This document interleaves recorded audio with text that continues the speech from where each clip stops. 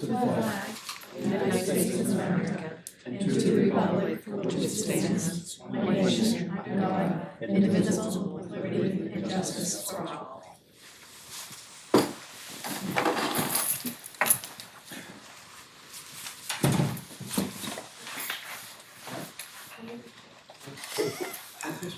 Is that the squeaky chair? No, it's a little one. Just This really one's make sure up it's there. true. Hi, everyone.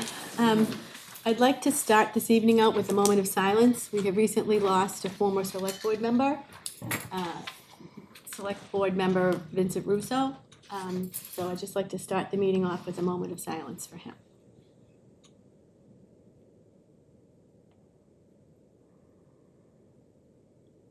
Thank you. Thank you, Alicia. So, the first order of business is public comment. To receive oral communications from members of the public. Members of the public may address the select board for up to 3 minutes. The select board shall not engage in discussion on topics raised during public comment, but may choose to add the topic to a future agenda. This agenda segment will be limited to 15 minutes. Is there any public comment? Hi. Hi. State your name and address. Kathy Downey, 54 Main Street, Byfield. I'm here on behalf of Save Newbury Wildlife, as all my peers are here. So we just want to thank you all for helping us, for passing prohibiting eschars, these rodenticides, on public lands. And as you know, Article Warrant number 4, we're seeking to do the same on privately owned properties. And we will stress, especially at town meeting, that these really are just eschars. And these are, in theory, just by licensed pest exterminators. So we're not asking people to, they can't go without a Home Depot or whatever. But so we're really going for this, and thank you, for Alicia, for letting us know that we have more work to do to get it, because we have the article, but now we have to get a motion, so I guess we'll be coming to you, Tracy, to help with that. And so thank you, and thank you for your support. You're welcome. Thank you. Is there any other public comment tonight? Okay. Okay, first item on the agenda is Mass Cultural Council, a local cultural council program grant of $5,600. I'll entertain a motion. Motion to accept the Mass Cultural Council grant. Okay. I believe this is our annual grant location, I believe, from the Massachusetts Cultural Council to our Newbury Cultural Council. Any discussion on this? All in favor? Aye. It was unanimous. Thank you. Public hearing, seeing none. New business, we have none. We have to approve a request for public property use, a special permit for the Newburyport Choral Society, the Upper Green on High Road. They want to hang a banner from April 20th to May 6th, 2024. Motion to approve. Second. Any discussion on this? Martha, do you want to advertise for them, or? Sure, I'm not singing again, but I'm happy to. Oh, you're not singing again No. this year? Okay. The concert is the weekend, May 4th and May 5th. It's going to be a good, challenging program. They're doing the Duraflight Requiem, and it should be very exciting. Ooh, thank you. Are they really? Yes. That is gonna be challenging. Yes. Okay. Any discussion, further discussion? Okay, all in favor? Aye. Aye. No opposed? Okay. Next, we have an appointment to the Newbury Library Board of Trustees, Melissa Mashburn. Motion to appoint. Is there a second? Second. Okay, any discussion on this? I worked with Melissa.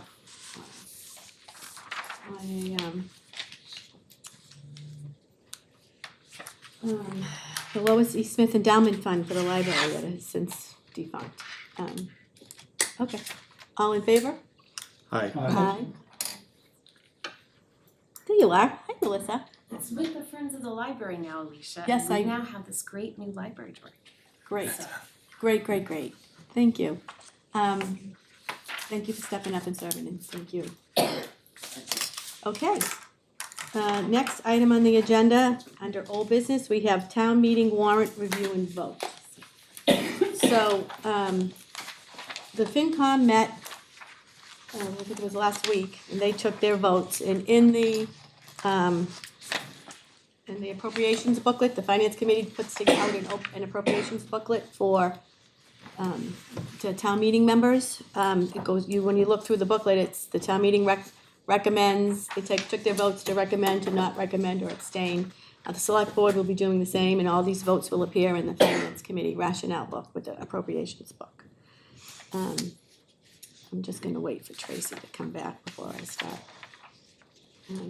So we're just gonna go through this, the warrant, article at a time. There's a few articles that we will not be speaking to. Article 1, we don't need a vote on that. Article 4 is a citizen's petition. We usually don't weigh in on that one. Then we start with the appropriations. There is a bylaw. Article 14 is the MBTA Communities Multifamily Overlay District bylaw. That has a financial implication to it. Thank you, ladies. Thank you very much. All right, take care. That will, we'll vote on that one. And then there's, I think, Article 15 is the wireless overlay district. That's gonna be moved, no action on that, so we're going to pass over that one completely, because that's what's gonna happen at town meeting. Then we'll move on to Article 16 through Article 22. So, I guess Article 1, we don't need to comment on that. Article 2 will be to receive reports. We don't need to do that either. Madam Chair? Yes. May I just ask a question before we get started? And my question was, and it's actually for town council, but I don't think they're here this evening. Is there any method for this, and I've talked to Tracy a little bit about this already, is there any method of this being amended before it hits the floor at the annual town meeting? What's this? The The entire warrant? entire one? No, I believe so. I think once it's posted, Does anybody have a I did text town council and she said, no, there's no way you can amend the already posted warrant. The only thing you could do is the select board can always call another town meeting. So you can, for what purpose? for Oh, well, and whatever. I understand. Yeah. That was a good answer. Yep. Well, Really, it's a yes or no, and the Right. answer is no, it can't be, so. Yeah. To amend the entire warrant, is that what you're asking? Or in specific articles on the warrant? Whatever, not the entire warrant, but pieces of it. And the answer to that is no, it can't be, so. And that still can be done on the floor. But it can be, but on the floor, it can be done Yeah. through discussion. Yeah, that's all I wanted to know. Okay. Thanks. Anything else? What? Anything else? No? You good now? Okay. Okay. So that's Article 1, 2, so Article 3. I'm just thinking how Alicia visioned what you just said here Yeah. out of the clear blue. I'm like, what are you Let's change talking the whole about? warrant. Can you imagine what's going through her head right now? She- Like boom, how? Like boom, how? boom. And, I don't think so. She thought about it, you know? I'm like, Yeah, no, I wasn't meant to be scary or For what I know, I'm purpose? just I thinking just- though, she's thinking, like, oh my for God, what what's going on? purpose, you know? Yeah. Okay. Okay, so Article 3 is to see if the town will fix the salaries and compensation of certain elected officials of the town, you know, as follows, and you'll see them before you in front of you. So I'll entertain a motion to recommend or not recommend. I'll have a motion to recommend. You're on Article 3 now. I'm on Article 3. Yes. Motion to recommend. Is there a second? Second. Okay. So, all in favor of recommending this article, say aye. Aye. Aye. Aye.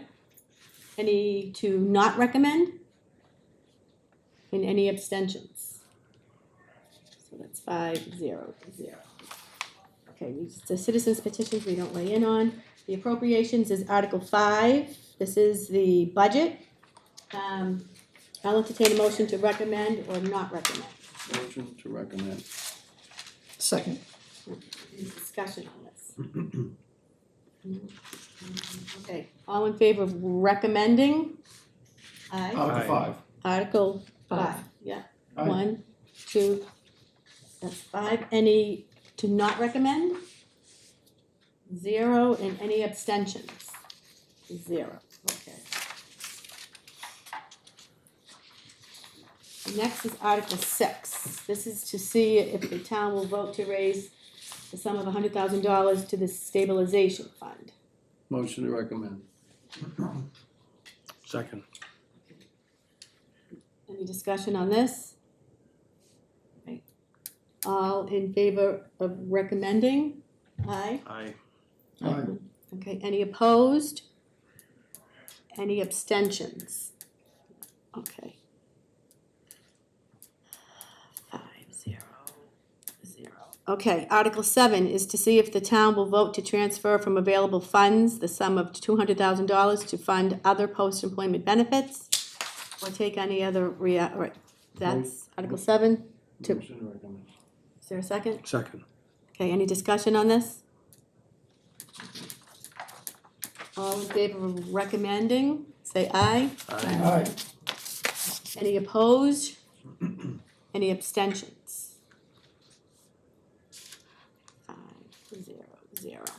Article 8, to see if the town will vote to transfer or appropriate the sum of $85,000 from the Receipts Reserve Cable Television PEG Access Fund. I'll entertain a motion to recommend or not recommend. Motion to recommend. Is there a second? Second. Okay, any discussion on this one? Okay, all in favor to recommend? Aye. Aye. Aye. Okay. Any to not recommend?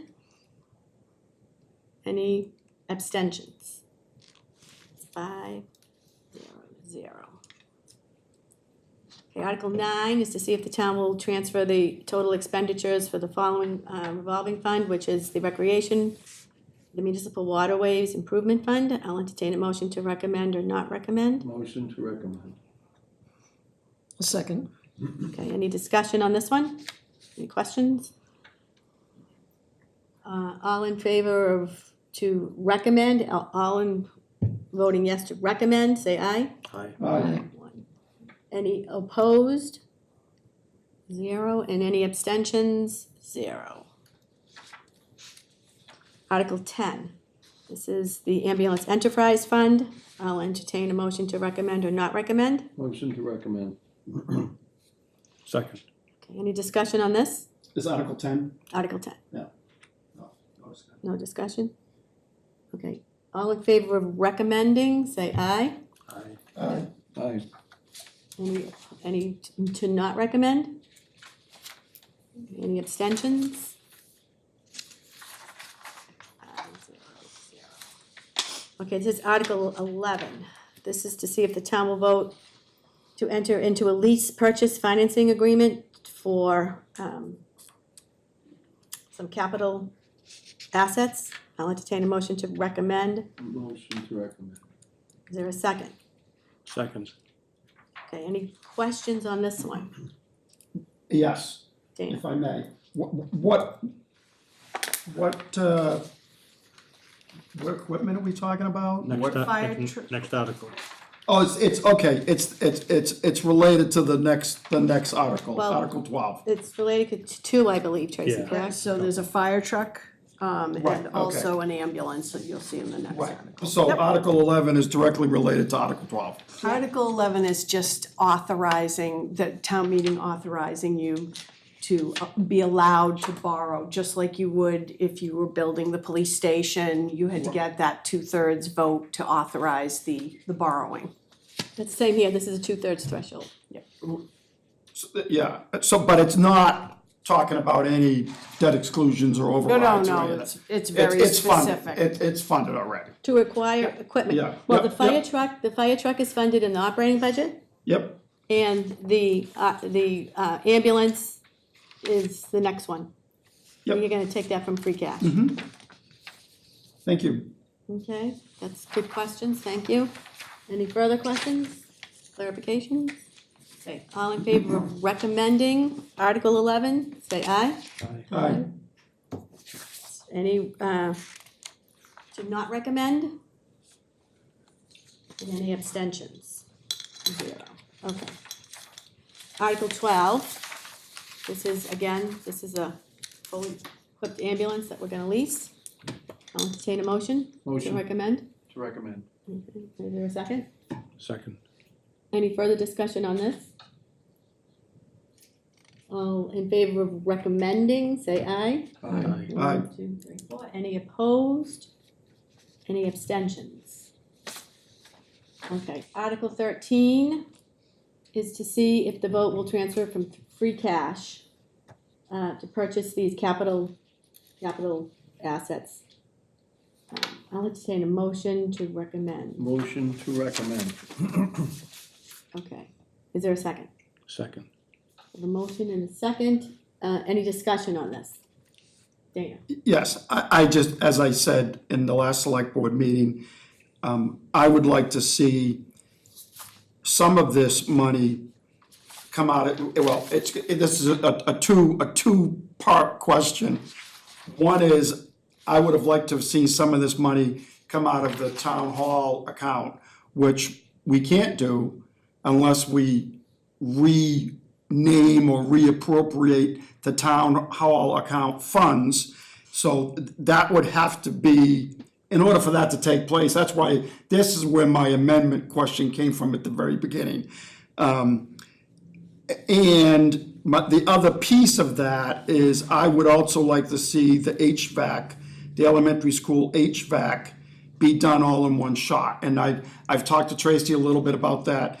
And I understand that the roof replacement and the HVAC kind of go hand in hand with each other. And I still would like to see those, what I just talked about, moved forward and to speed up or whatever would be necessary to get the roof and the HVAC completed before fiscal year 2026. So that would be how I would want to modify Article 13. Okay, so, I mean, there's a couple of other little things in there, but, like the library roof replacement, that's gonna be done, that's gonna be completed, correct? That, so again, getting back to the town hall account funds that we have, I would not be opposed to taking all of these expenditures and kind of splitting them between the town hall account money and the free cash money, and not drain the free cash down as far as we're proposing to do. so it's still paying it for the same way, you just wanna take it out of a different pot. Well, I want to expedite the HVAC, instead of spreading it over 2 years and the roof, instead of spreading it over 2 years, I would like to see it done all at once. And it may still be a 2-year, I mean, I know, engineering and all of the, all the issues with getting the hardware that we need to do the work and all that. It still may be a 2-year process, but I would like to see the entire process approved this year, both for the roof and the HVAC, and get the project started. And not kick half of it another year down the road. You do understand that if we appropriate it at town meeting and it doesn't get expended, because just what you said, there's engineering work and stuff, and you can't put the cart before the horse. The money just ties back to free cash, you know that, right? So there's no harm, no foul, and you cannot appropriate this year into next year. Town meeting can't. Well, that wasn't actually what I just said. I wasn't trying to appropriate this year's money into the next year. What I want to see happen is see the bids go, all the bids go out for the HVAC system and for the roof on the elementary school. All those bids and all that go out before next year, and get the project started. Well, that's the plan, we're gonna get the project started. Well, you're not following me. I think, Tracy, was there a reason why we're doing it this way? There was, number one, you didn't want to spend down all your free cash. If you did it all at once, you would, in effect, have about, I think you'd be in the hole. yeah, well, close to it. No, you'd have a little bit. Right, You'd have which is why I about- brought up the town hall account. Yeah, yeah, you'd have about $87,000 left in your free cash. Right, which I don't even think by state law that's even legal.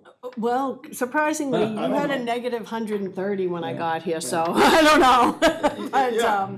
So, So, but yeah, that's part of it, but the reason that they were crossing over 2 years was because of the coordination of the roof work. They wanted to make sure, I don't know how it works, which comes first, but they wanted to spread it out so that they wouldn't have to, have a new part of the roof putting holes into that for the HVAC, and again, I don't know the engineering, but. HVAC on the new roof. Yeah, something like that. So the DPW director and the facilities manager at Triton were working in concert to schedule it all. If we had done the roof all at once, we probably would be proposing to do the HVAC all at once.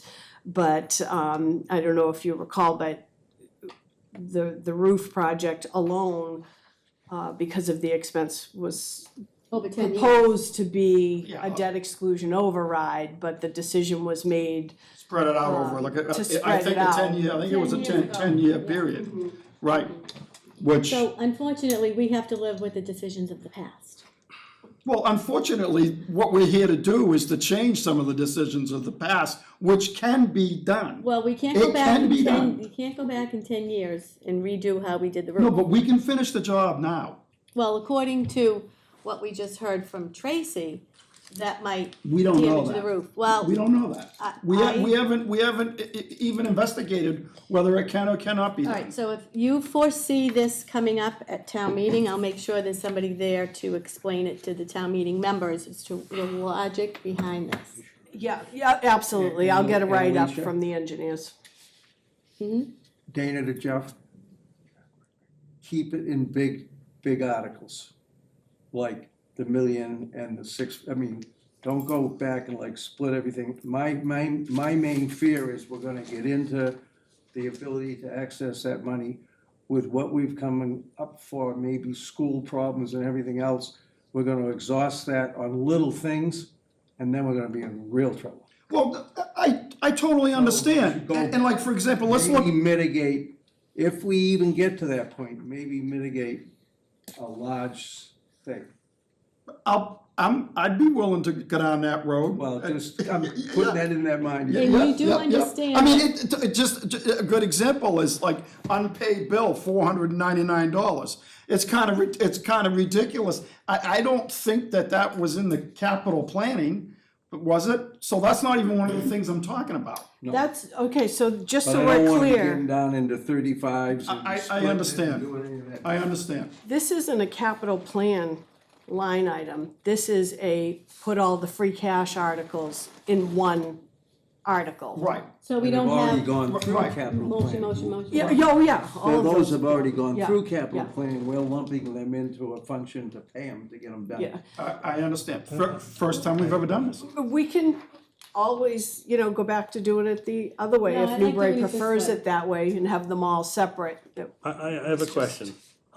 If this comes up on the floor, I think what I heard was for those two items, the HVAC and the roof, this article would say transfer from what used to be called town hall account. not It still free is. cash. Yeah. I'm driving at, to change the town hall account, are you adding an article to the warrant to change the name of an account? No, not now, we can't. The I'm, warrant's that's, posted. that's what I'm saying. Right. I'm thinking to be able to do what Dana said and you take that money from what used to be the town hall account. First, you'd have to change the town hall account to a different name. And I'm thinking, does that require an article to be voted on? The town meeting has to do that. Okay, They so. arranged it, they need It to. sounds like procedurally, you can't say, take that money from the town hall account, and by the way, rename the town hall account so you can do that. because you can't vote on the town hall account. Not at this town meeting. Not now. That's exactly what I mean. Right. That's why I asked the amendment question at the very beginning of this meeting, was to see whether or not we might be able to, you know, at least consider going down that road. And, you know, I also, I went way, I think it was 2021, when Marshall actually explained to us in the Triton Auditorium about what the town hall account money was supposed to be used for. And he gave a really good explanation from the floor, that the town hall account money, and I'm not trying to play with words here, but he says it's not just for the town hall. He says that those monies are for any municipal building that we decide that we may want to build, and it's for also any major capital plans. Marshall said it. I can play it for you right now. I have it. That's fine, but the money can only be spent for the purpose that town meeting voted it to be spent for. So you'd have to pull out the motion, get a certified copy of the motion from the town clerk, and then it could be used for that. And the decision maker on that generally is the town accountant and town council that would say, okay, I don't know what the language was in that particular article, the motion, but if the motion said to build a town hall, you can't use, or we couldn't spend that money to build a fire station. We can, town hall voted it, so you could bring an article at a subsequent town meeting to say, you know what, scrap the town hall, we don't wanna build that. We wanna build a fire station instead, so can we transfer this town hall money into a fire station building project? And town meeting can do that. I We understand. can't, but town meeting I can. totally understand. Okay. I talked about this whole thing in our last select board meeting when we voted to move the warrant forward in the first place. I brought this exact same subject up, and So how can you, here's my question.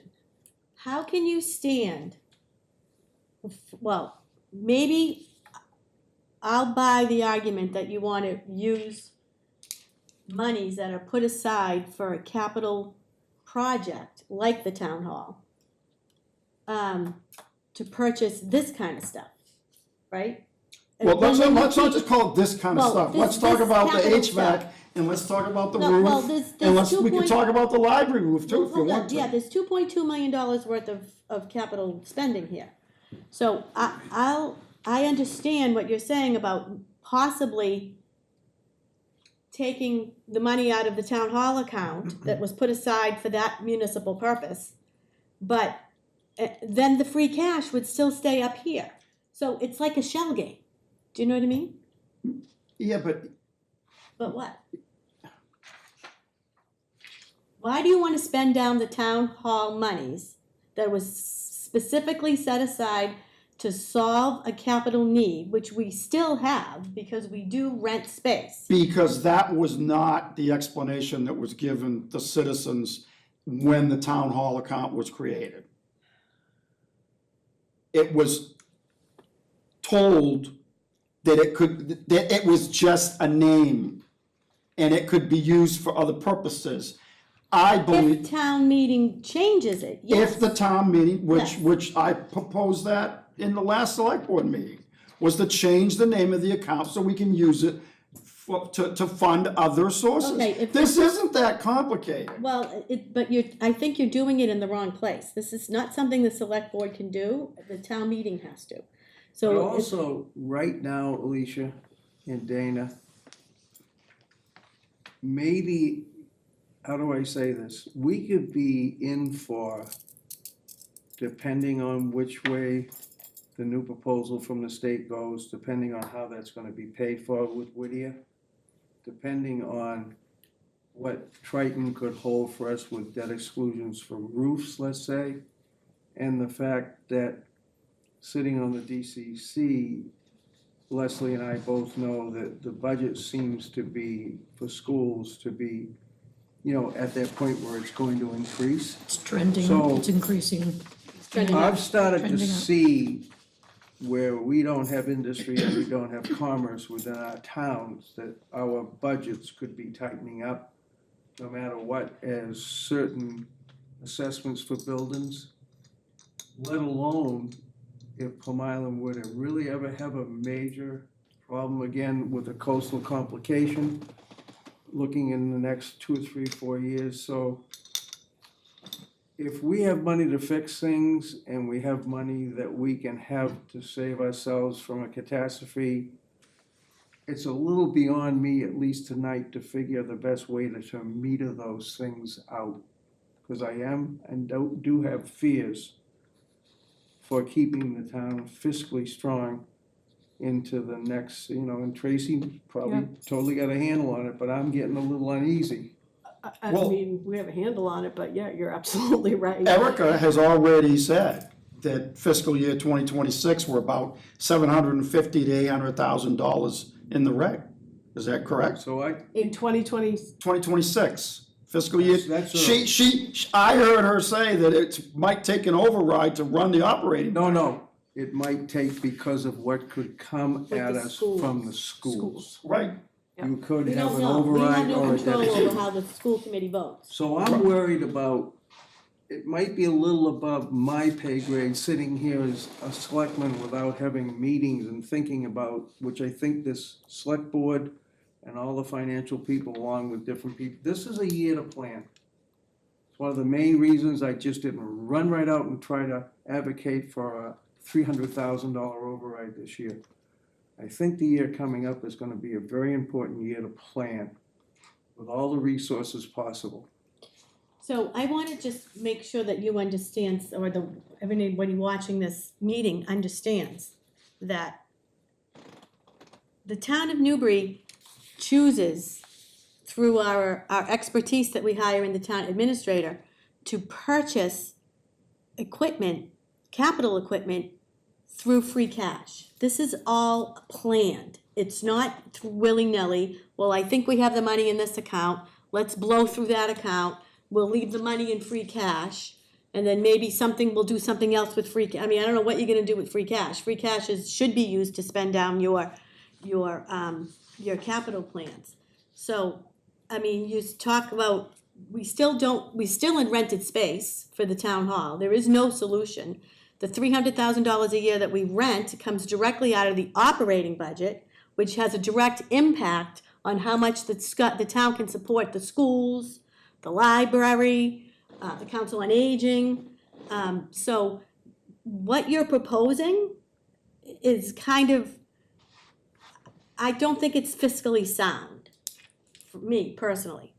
Now, you also have to remember that the town of Newbury recently won a nationally recognized budget award, nationally recognized. We're AAA bond rated. We're one of only 70 communities across the Commonwealth. And we hire expertise in a town administrator because that's what we have as our form of government. And we expect the professionals that we hire to manage us well, and they have over the past 10 years, at least 12 years. We have fiscal policies that come into play, and when we start saying, that's a good policy, but I don't really want to follow that right now. I want to use some of we have $5 million in an account for a fund that, we might need a town hall, but we're renting it now, who cares? And we're gonna just plug our operating, we're gonna go with the school, we're gonna take one-time source of funds, and we're going to, fund our operating budget like that. Well, that's a road We used to do to that. hell in a handbag. We'll lose everything, because you can't do that. Alicia, no one's really right or wrong visioning here tonight. However, that whole process that we have ahead of us, because I see things starting to cross, is going to take all the visioning and forecasting that we possess as a select board with our financial advisors and everything else in the next 3 or 4 years. I think I think we should start early, depending on when the election's over. We need to start to fiscally plan for how we're gonna handle these. every year in the past, come budget time, come getting the school budget, come getting Whittier's budget, we scramble around. It's no good. Right, we don't have any control over that, and that doesn't help. But getting So back next to year will be a this, good getting plan, back, yeah. getting back to this, to whether the funds come out of free cash or the funds come out of a different account. The article before us is it's coming out of free cash. So I do also wanna say that out of all of these, we'll have to have two motions, not probably, we will have two motions on this. Because, to pay the unpaid bill from the previous year, that requires a 4/5 vote of town meeting. So we will be moving the fire station floor replacement down to the Lower Green roof replacement in one motion, and then we'll have another motion for the unpaid bill. And I guess what, very facile, very simplistic, I don't know how quick I'd be to get on money that's a hair sequestered. I mean, at least for me, I don't see us running out and building a town hall with it anytime soon, but it's kinda nice to have it going into this year as surplus or excess or protection. Protection. Well, yeah, it's like, I don't know for what purpose, you know what I mean? Like, you wanna spend it, but for what purpose? You know, to me, it is a shell game, because you have the money in free cash, or you have the money there. This or that. I just don't see. That's fine. That's okay. Okay, are there any further discussion? Okay, so I'll entertain it. We already have a motion to recommend this Article 13. All in favor? Aye. No, Okay, hold on. So all in favor, how many? That was 3? Did you vote in favor, Leslie? No. Okay, so select board was 3. Any to not recommend? wait a minute, we voted, To recommend was 3. To oh, not recommend, I do not recommend. okay. Leslie? Okay, so that's 2. And any abstentions? 0. Okay. Now we have the Article 14, which is the Merrimack Valley Planning. I'm sorry, it's the MBTA Communities Multifamily Overlay District bylaw. This does, it has minor fiscal implications to us. If we're not compliant, we could have pending litigation that we'll have to pay for, and we are at risk of losing grant money. This is a law, we're required to adhere to all the laws of the Commonwealth. So I'll entertain a motion to recommend. Motion to recommend. Second. Okay, I have a motion and a second. Any discussion on this? Yeah, I would like to revisit this next year. okay, well, it's on the warrant, so it Right, has to right. go here. Right, well, that's just, If it doesn't pass the town meeting, it'll be back right. next year. We have until the end of 2025. Okay, any further discussion? I think, which I don't understand, and we've gotten certain things and we've seen certain things. And maybe Kristen and Martha can make it a little more plain to me, as I could be simplistic on this, or Tracy, but as I kind of get information more on this, it seems that if we dig in, I'm not saying make it will of the people, and correct me if I'm wrong, but as I look at this, some of the penalties, which obviously I'm not that fond of, but if some of the penalties that could exist, they're gonna exist not at town meeting level, but they're gonna exist on the level that if councilmen and selectmen vote not to bring this to town meeting, that's when you start to get into the ability to have censorship. Am I wrong or right? Well, if town meeting does not adopt it by the end of 2025, then we'll be non-compliant. So it will no longer be eligible for the grants that are listed in the law. So the will of the people of a town, they're still gonna punish the will and people of a town? If Yeah. town meeting, And the Attorney General's made it very clear that this is a law and it must be complied with. and we will lose substantial grant funding. Not only the 3 grants that are mentioned in the legislation itself, but we'll be much less competitive for 13 other grants, including, municipal vulnerability. We've got $367,000 from that, and other planning grants and rural and small town development, which is infrastructure, one stop. So some things that If really it could be fails at one significant. town meeting, you still take it to another town meeting, right? We decided to do it early this To year, find out so what's that we done. can work through the process. If it passes, that's great. We have, an opportunity to really meet our housing needs. But we do have until December of '25 to be compliant. So for me, that's why I would be recommending it, so that it gets in front of the people, Dana, just maybe so they really find out what the hits are. That's the only, so, because it's still gonna be And not their only- vote. Not only that, this is just the zoning, it's It's not just building, zoning, that's it's right. just zoning. Currently, Newbury has no multifamily zones anywhere whatsoever, none. So this will provide, Madam Chair, if I may, I have a question yes, for go Martha. right ahead. And Tracy, thank you so much for sending out the what, I think that was an interpretation of what the state law says. And I believe it was what the Attorney General has put out, and I really appreciate that. And the way I interpreted that, from what the Attorney General says, is we don't, it was interesting to me, because when I was reading it, I'm saying to myself, well, actually, I don't even know why we're voting on this, because it's state law that we have to do this. That's what the Attorney General has said. So I'm interpreting this today as what we're really gonna be voting on, whether we do it this year or next year, is where those zones are gonna be, the sizes of those zones, what they are, and they're gonna have to be somewhere between the minimum requirement and, I'm being ridiculous and facetious when I say this, or the whole town. That's really what we're voting on as a community. We're not really voting on whether or not we're gonna adopt this, because state law says we have to adopt this. But it's still a zoning amendment that has to be But adopted. it's a zoning amendment At that the town meeting. people are gonna get to vote on. Is that correct? Did I summarize that? I mean, town Pretty meeting is what votes to adopt zoning amendments, and this is zoning.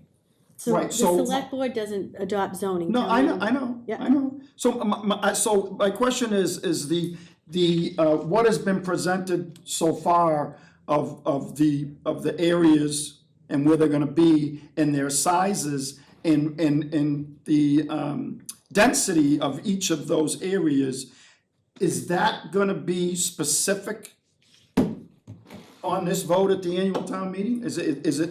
Oh, absolutely, it's already, So That's- that's it.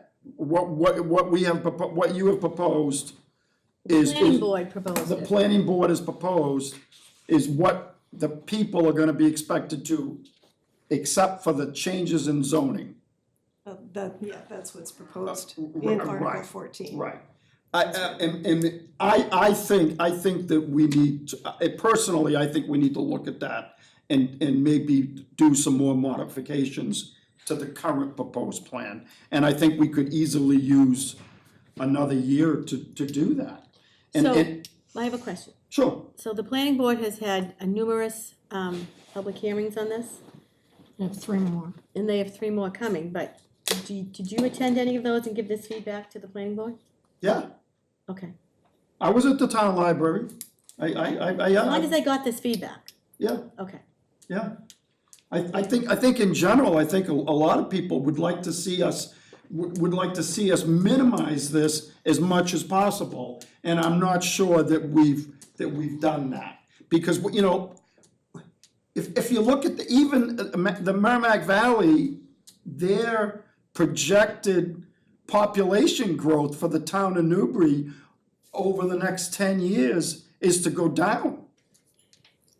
Well, that's because we haven't made these zoning changes yet. Well, It's also, That's part of what is trying to be solved by the amendment, is the concern about population declining, including school-age children declining, and population currently living in Newbury is aging. So there are fewer people living in bigger homes. So all of those issues are what the proposal is trying to address. Right. I just, you know, I know the culture of this town. I don't think we're ready for that, but, and I know it probably can't be stopped, I get it. But I still, I would like to see that amount of space and the density levels at the absolute minimum requirements. I think if I may, one other thing to keep in mind is the density amounts are coming from a very abstract compliance tool which is being used, which is really bears no relation to what's on the ground here, that the build out is not going to be whatever this density tool model says. We don't have the infrastructure, We right? don't have the infrastructure, we've got, you know, very limited soils, limitations on septic capacity. So the build out will be. Developers can be very creative. They still would have to put in a sewer system. We don't have that. Is that part of the requirement, to have an, No, No, but we're not required to build, we're not required to provide the infrastructure, it's just zoning. so if I may make a comment, yes. the way I'm viewing this is just to get this in place, so that when it becomes active by the end of next year, you already have done the work, we've already voted it in, but, so there's no scrambling. In other words, everything will be in place. No, that's a very good point. There's no, just because the zoning goes through doesn't necessarily mean that the developer's gonna, get on the big bus and come to town and start buying up properties. It's gonna take a while to put all of that together. That's possible. I think the other thing to keep in mind is one of the reasons that, again, that the board decided that we should go for it this year is there still has to be Attorney General approval and approval by Housing and Livable Communities. So the last thing you want to do is get this too close to the final deadline and be scrambling at that point.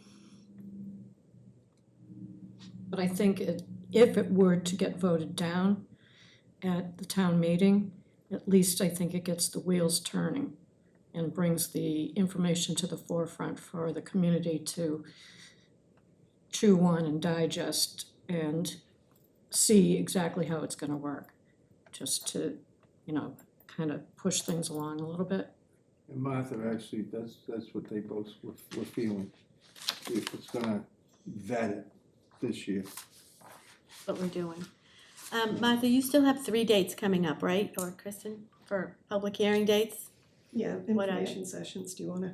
Yeah, just, they're not public hearings, but I'm sorry, public, yeah, right. there are times where the public is Q&As. invited to come speak with us about the amendment, get answers, have a discussion. This is following a number of public meetings. Dana mentioned the one in January, so there were a number of meetings where the public was invited to give input, and then the public hearings over February and into March. The upcoming information sessions are Saturday morning coming up, April 13th, 9:30 to 11. And again, that's right here in this space. Drop in, get the fact sheet, look at the maps, talk with Martha, myself, and planning board members if they're available. Tuesday, a week from today, April 16th, from 5 to 6:30. We're also gonna have the same drop-in, no appointment necessary, office hours. And then on Wednesday, April 24th, that's a more formal presentation that will be at 6:30 here in this space. Okay. Wednesday evening, April 24th. Thank May I you. ask a question? What's the attendance been like at these sessions, on average? Probably about 30 people at the ones that we held at the 5,000 library. registered voters and 30 interested people. Well, that's more than we usually get. Well, we're counting on more input to come if this doesn't make it at the annual town meeting. In the year to follow, we're counting on more information to come when the participation so far has been I wouldn't call it robust. So again, I'm just gonna reiterate these dates and times. It's gonna be Saturday, this Saturday, April 13th, 9:30 in the morning, right here at 12 Kent Way. Tuesday, April 16th, between 5 PM and 6:30 PM, again, right here at 12 Kent Way. And then Wednesday, April 24th at 6:30 PM, here again, 12 Kent Way, and this time there'll be a presentation. Thank you. Yes. Okay, And we still have 4 locations? yes. Four sub-districts. Yeah. Newbury North, Newbury South, Newbury South. AB. Okay, so I have a motion and a second. All those in favor of recommending Article 14, say aye. Aye. Aye. Any I opposed? do not recommend. Okay. So Leslie, you were an aye? Yep. Okay, so 4, 1, and you, anybody not recommend? I do not recommend. Okay, and anybody abstain? No. Thank you. Okay, the next one is Article 15, and that's the wireless district, and we're going to be passing over that, correct, Martha? That's correct. The board voted to withdraw that from consideration this year. That will be withdrawn from the floor at town meeting. We're gonna end up doing something else though, right? Is there something in the wings? So both the board and the Triton School Committee, when they discussed it, there were some questions that came up during the process, and yeah. everybody wanted to have some time to get those answered with the intention of bringing it back. So they'll be bringing something back eventually. Yes. Okay. Article 16 is actually, I believe, Article 16 is a 2/3, Article 17 and Article 18. I think we're gonna group those together, if that's okay with the board, instead of taking them one at a time. These are all in relation to the landfill at, the solar farm at the landfill. Does anybody have any opposition to taking these clumped, to vote it as one vote, or do you wanna take them separate, 16, 17, and 18? Jeff, are you good taking them together? No. Leslie? I don't know, I'm thinking that for the voting people at town meeting, you probably should leave it as 3 You wanna take separate. it like this? Okay. I'm not even gonna ask, cause you wanna do it this way, we'll do it this way. Okay, so Article 16, I'm gonna entertain, a vote, I'll entertain a motion to recommend or not recommend. Vote to recommend. Is there a second? Second. Okay, so discussion. Tracy, do you wanna explain this one? So that one needs a 2/3 vote, and I think that one is the article that is just changing the use from a landfill, from a landfill.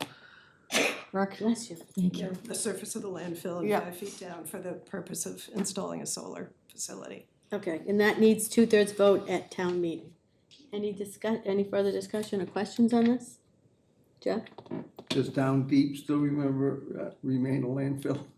Is it just this? Yeah, it's just gonna be on the It's just- surface. yeah, Yeah, it's a I ballasting mean, if system. they had to that mine sits on top. something or do something catastrophic, could they still get out and do it? They're not supposed to break the membrane. They can't break the cover. Yeah. Yeah, I don't believe. Yeah. That would be like an EPA violation. Right, but there will be some road work done that's not on the membrane that'll be involved in the project as well. All goes to the backside, correct? And I didn't mean that, I knew they couldn't. I meant if we ever had to do something, if there was a catastrophic, something that needed to be fixed, we can still fix it as a town, or do we lose control of the top of the surface? It's probably more than I need to know. How's that? I think if we needed to do something, we could still do it. Yeah. Okay. So, all in favor of recommending Article 16, say aye. I, Okay, that's 5. Any opposed? Any abstentions? Okay, Article 17. Now, this one is to have the vote for town meeting to authorize the select board to negotiate a lease with those people, Motion 30 years, To recommend. solar farm people. A motion to recommend, is there a second? Second. Okay. Any discussion on this one? Are they gonna pay us to lease the property? Terms to be determined. But that's what we're expecting. We're gonna negotiate that. Okay. And it'll come back to the select board. Right. when it happens. For Right. approval. And this is a simple majority we need for this one. Town meeting. Okay. Any further discussion? Okay, all in favor of recommending Article 17? Aye. Aye.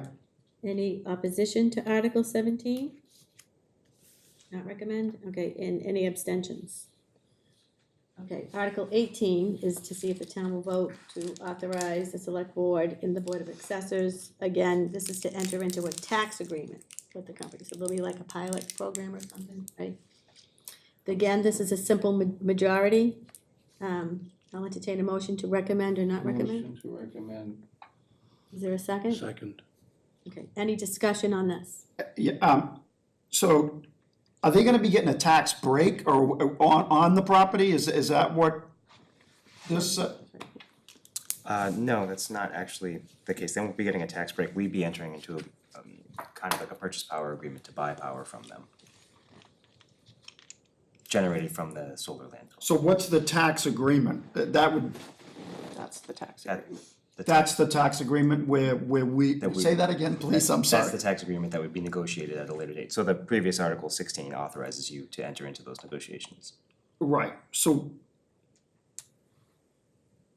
I'm sorry, what did you say at the very beginning about, so it's not a tax agreement like a property tax kind of not- agreement? it's not like tax increment It's an financing. energy trade agreement. In other words, what we're gonna get versus what they're gonna get to keep, because it's their stuff, right? It's their hardware, they're the ones that are creating all the electricity, not us, so we're gonna determine how much we're gonna get versus how much they're gonna keep, is what this article is basically talking about. And that's to be determined. Is it like a payment in lieu of taxes? I don't believe there's going to be a pilot involved with this, if I'm Is it correct. similar to a pilot? Not really? I don't believe so. Ultimately, it would really be the difference between what the cost of buying the power from the solar company is versus National Grid or whoever our power supplier would be. So in theory, we'll get a discounted rate. Okay. But again, to be negotiated at some point, should town meetings see fit to approve. Okay, Very okay, so we're gonna have. voltaic.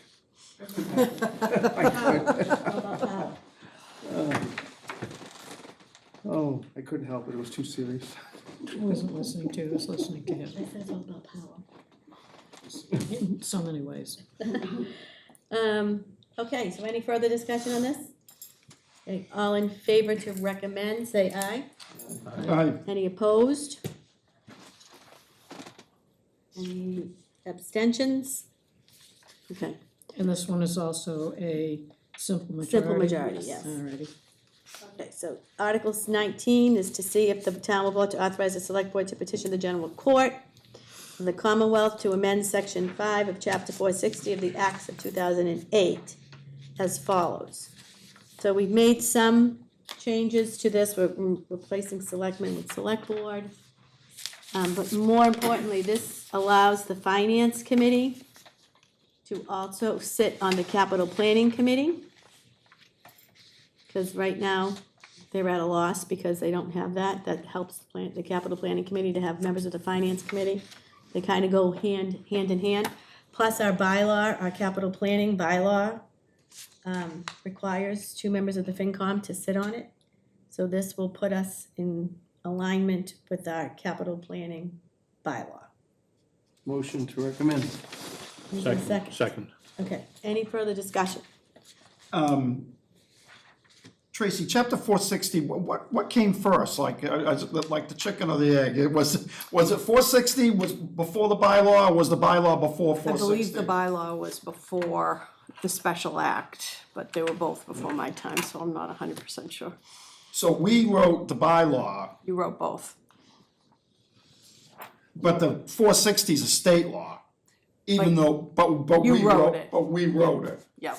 Why did we contradict ourselves? There's quite a few contradictions in our bylaws. I think what may have happened, although again, I'm totally speculating, is, bylaws were written and then there was maybe a move to amend it to some degree and then, but they forgot to repeal or revoke the other one, perhaps.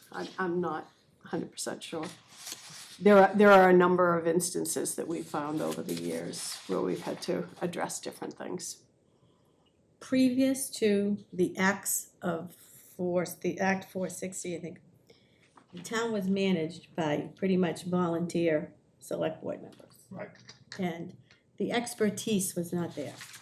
So this is, I think, an Obviously, evolution. that's evident right here and now. I think this is an evolution. That was a You joke, mean by the still? way. That means still? It's only 2024. But, so there are other, I have asked in the past if we could get interns, like a kid going to college, law school, somebody in law school, to look at all of our bylaws and find the ones that conflict and then slowly bring them to town meeting to have them corrected, but the pandemic hit and then everything changed, so that's on the back burner. Any further discussion on this? Article 19. Okay, so I have all in favor of recommending Article 19, say aye. Aye. How many is that? Any opposed? I do not recommend it. I need to revisit it some more. And I know Frank gave me a really good explanation of both, so I'm kind of familiar with it, but I don't recommend it. Okay, so how many recommended? 1, 2, 3, 4 recommends, 1 not recommend, or are you abstaining? I do not recommend. You do not recommend. Okay. Do you understand by not recommending this, our bylaws will continue to conflict? You gotta fix one or the other. Yes. Okay. Article 20 is to see if the town will vote to dissolve the existing Newbury Improvement Trust, voted in at town meeting on October 25th, 2025. So, I'll entertain a motion to recommend this. Is there a second? Second. Okay, discussion. Tracy, do you want to explain to the board what this is? Sure. There was a resident that brought this account to our attention, so it was in fact a trust fund. There's a little bit over $4,000 in it. And our former town accountant, Eileen DeVoe, did a lot of research to understand what it was initially established for and to try and determine who made the initial contributions to it. So she did quite a bit of research and got most of it put together. We could identify almost all of the contributions were made on behalf of a resident, I believe her name was Dorothy Cunningham. And it was with the intended purpose that they be used for the senior center. Given that it has, so many years have passed and we still haven't been able to build a senior center and there really isn't one on the horizon, one of her relatives felt that it was time to disband this money. What would happen is it would go into a special revenue fund under the control of the select board and that those funds be distributed for the purpose that they were intended. Council on Aging. Is there any questions on that? Okay. For me. All in favor of recommending Article 20, say aye. Aye. Any opposed? Any abstentions? Okay. Article 21 is to see if the town will vote to revoke the General Laws, Chapter 44. This is the PEG Access Special Revenue Fund. I'll entertain a motion to recommend or not recommend this. Motion to recommend. Is there a second? Second. Okay, discussion. There's a lot of history to this account. I know I explained to the finance committee at their meeting, so they could understand the history behind this account. Currently, the town has the monies currently the town has the municipal model to run its public education and government access programming. We don't have a separate nonprofit organization, we don't have a separate 501c3. It's run by the town of Newbury. The accounting for those services are set up in this special revenue fund because back in 2015, Alicia wanted really badly to have a 501c3 that would grow organically up from the populace and volunteer for a robust public access programming station similar to what we have in Salisbury with Salisbury TV, similar to Boston. There's a few other communities, I think Melrose is a biggie, that have robust public access programming. That never happened. So we started on this endeavor. I have meeting notes back in 2011 when I joined the media committee that we wanted to, the first things we did when we joined that media committee was there wasn't even, no government programming was being recorded and aired. It was nothing. There was nothing. And I worked with a gentleman by the name of Richard Hendrickson, among some others on the media committee, to purchase equipment. Richard worked with Tracy to get the cameras that we currently have. We had them originally at the old town hall at 25 High Road. We got select board aired. I think we got planning board meetings aired. And then we got the video cameras that we currently have to record all other boards and committees. In 2017, I think it was, we passed a policy at the select board that all our boards and committees were going to be recorded. Everything, whether you were elected or appointed board or committee, you were going to be recorded and was going to either be aired on the channel that we now had. We had Channel 9 was our cable access channel, and it would be not simulcast, but it would be on the server, and it would Live rotate. And not to interrupt Alicia, but that was a big deal back then to do all this. Yeah, we had nothing.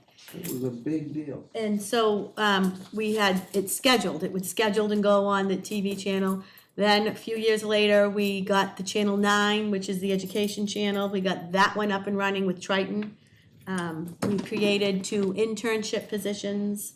But all the while, with the money has been held in this special revenue fund with the hopes that a 501c3 would form, but we can't even get volunteers to come record our meetings, never mind volunteer for a robust nonprofit type of a I think that's the station. key word though, volunteer. Yeah, So the time and energy put in by somebody, I think they want to be rewarded for it. right, but that's not how 501c3s work. They're nonprofit organizations. I know Salisbury, their model, they have volunteers that come in and record meetings. We have a paid internship. We have 2 paid internships for students at Triton to come and do it. And nobody comes. Nobody volunteers. It just never grew here. So what's happened is the monies have continued to build since 2015. So almost 10 years, the monies have built. It's not being used for its intended purpose. If you saw back on an article, I think it was Article 8, we appropriated $85,000 out of this revenue fund to run our PEG access programming. We need to do it again this year to keep the cameras rolling and to keep, transparency is very important. I believe very strongly that sunshine kills mold. And I think we need to keep keep our programs up. But currently the accounting just doesn't match what's happening. So all this does is we'll change it so that we still need to appropriate the money this year, but then next year, the monies in that special revenue account will close out to free cash. It has to go into the general fund by law. It can't go anyplace else.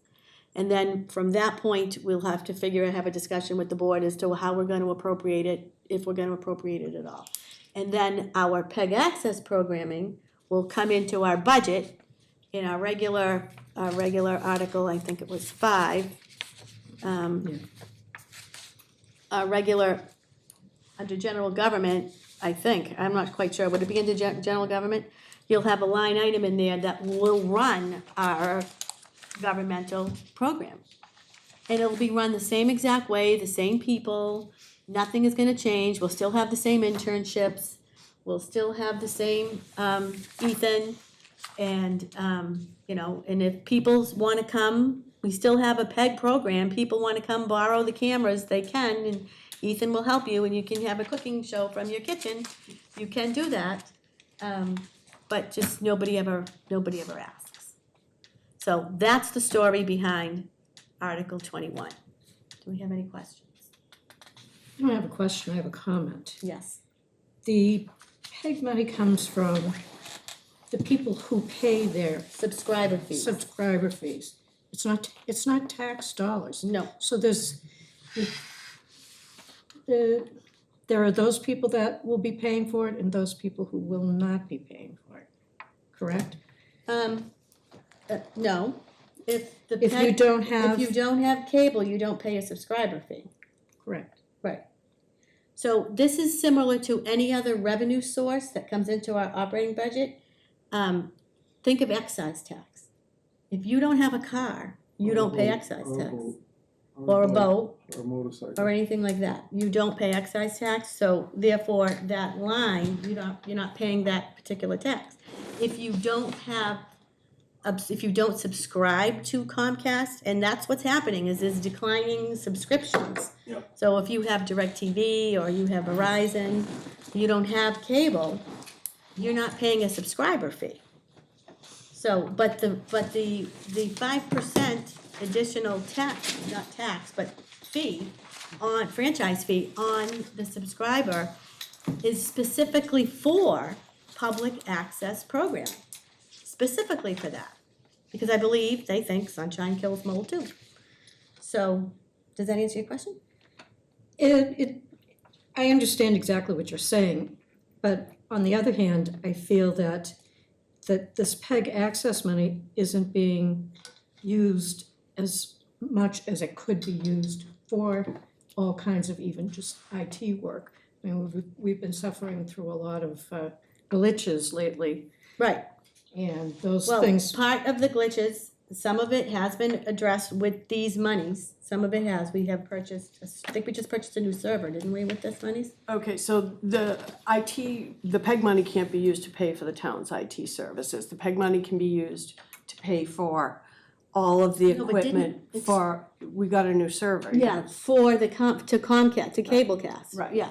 But it can only be used for the servers, the equipment, the microphones, the video cameras, everything that has to do with producing and distributing the content for the PEG content. Right. So that's why it just keeps mounting and mounting and mounting, because we've replaced the equipment. We had talked about, at one point in time, there was a conversation about, if we build a new town hall, could we build a studio with those funds? And we could, we got a ruling from Department of Revenue on that.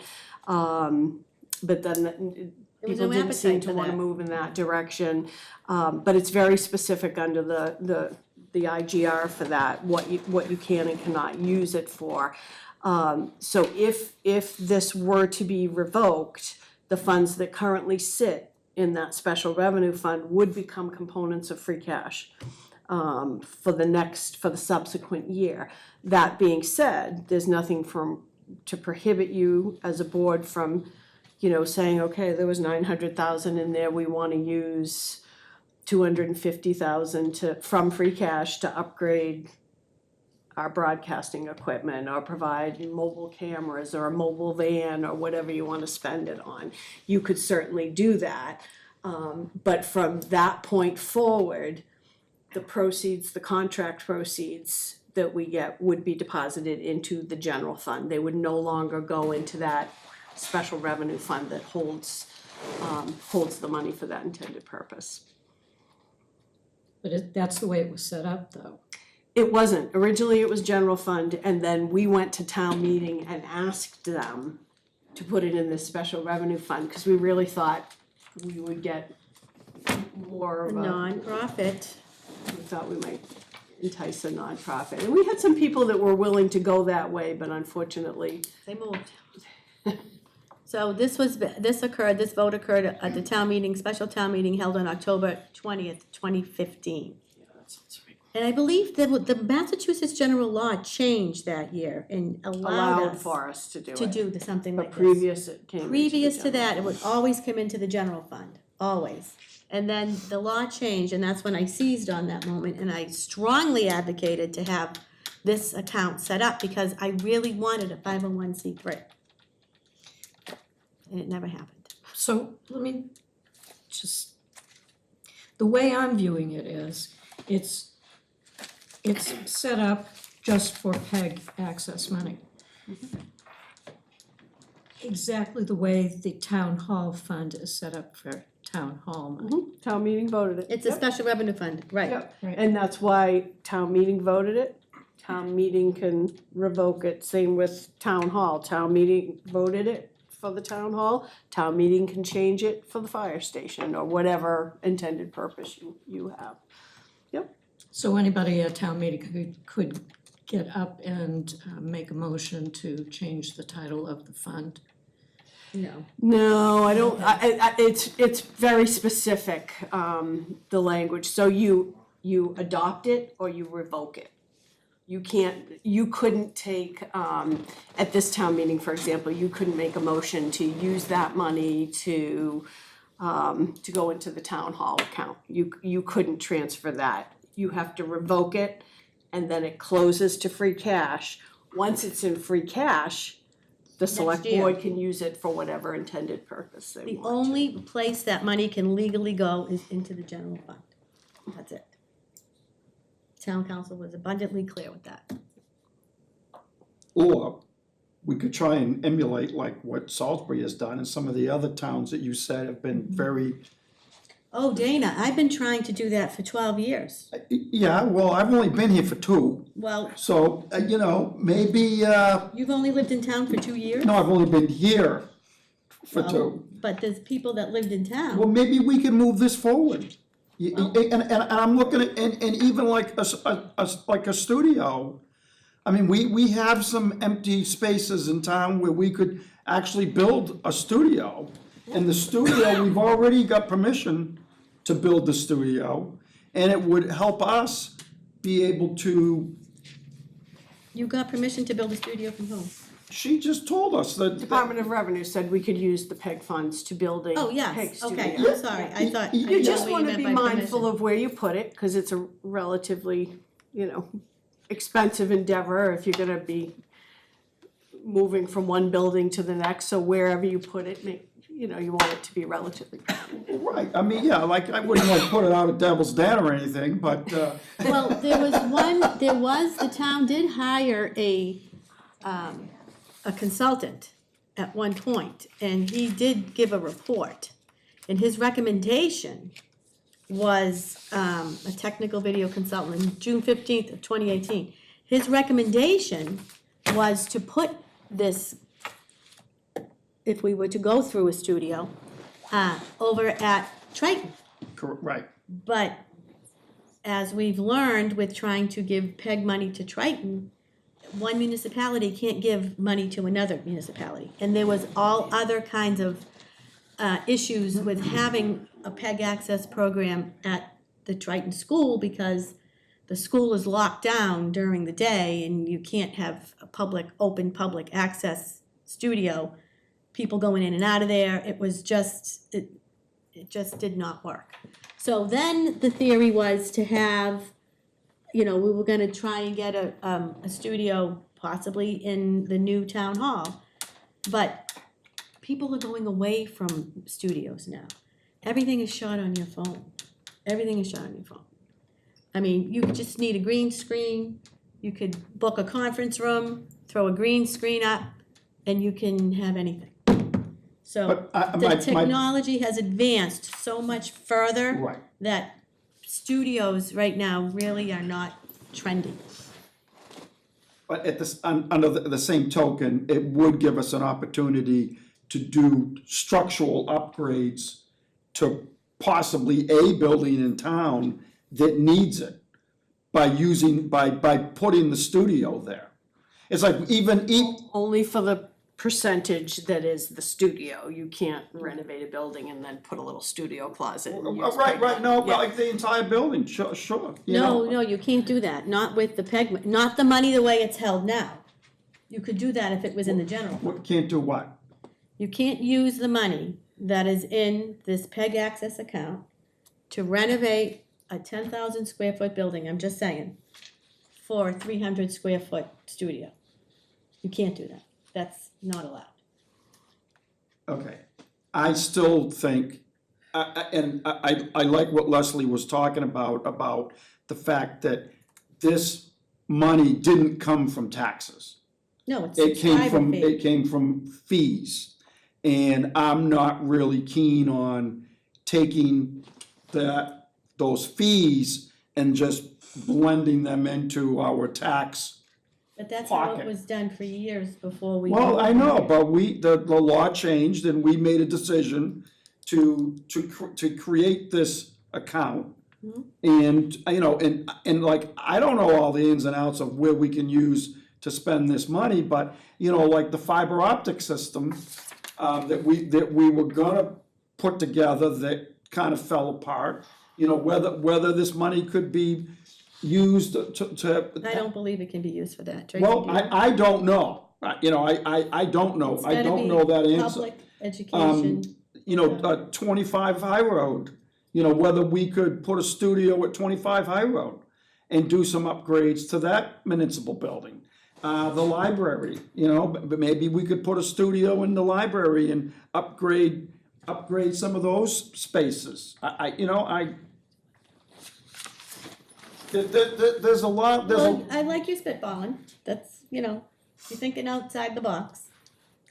I haven't seen a public outcry for this at all, so, we'll see.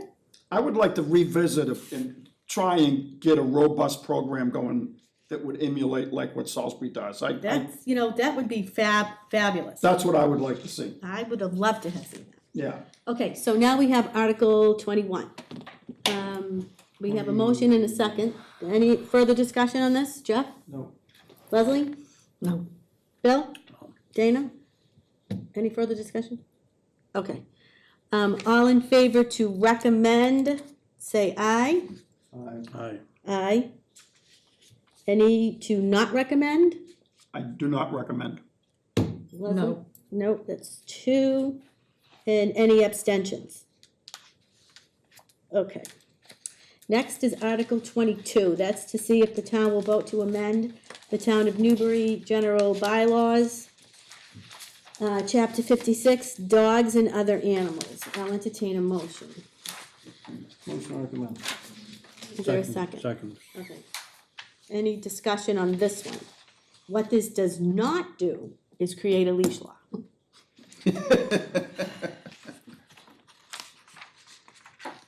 So, The only thing that I don't seem to follow very well on it is that intact dogs have to be in a confined area, or they have to be leashed and not around other dogs. And if they, so I guess, you know, it doesn't matter if you have a leash law or not, they're not to be in the general population of neutered animals. yeah. I don't know if that's, is that new or is that an amendment? It's underlined, we know- I think it's no. Anything underlined is new. Is new? And basically, this was brought to us by our animal control officer in an attempt to make all the communities the same, because it's very difficult to try and enforce all the varying bylaws. So they don't want your intact dog out wandering around. Yeah, like making other feral intact dogs. Right. Yeah. It's an- I understand the point. It's an animal welfare concern. You know, They get a scent and they go.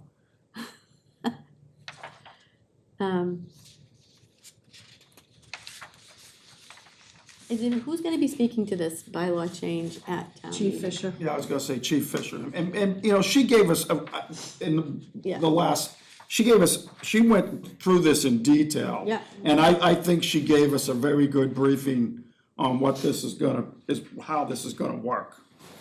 Yeah. So, Okay, any further discussion? My suggestion, Leslie, is to reach out to Chief Fisher and see if you can get that question answered. I find it a little on the disturbing side, I think it takes the freedom away from the owner of the dog to be able to bring them out and, if they're leashed, I understand that, but to be able to bring them out into a public arena that, if you don't wanna have your dog neutered, you're punished, your dog's punished. Well, you just can't let them run free, it has to be on a leash no No. longer than 6 feet. Okay, well, talk to Patty about that. Yeah, Okay. I mean, it also says, not to come in contact with another animal except for planned breeding, Right, which, if you breed the dog, right. Okay, and I find it really unfair to the people that own the dog. And I find it unfair to, I feel that the people and the dogs are being punished. okay. Well, we can talk to Patty about that. Right. All right, all in favor of recommending Article 22, say aye. Aye. Jeff?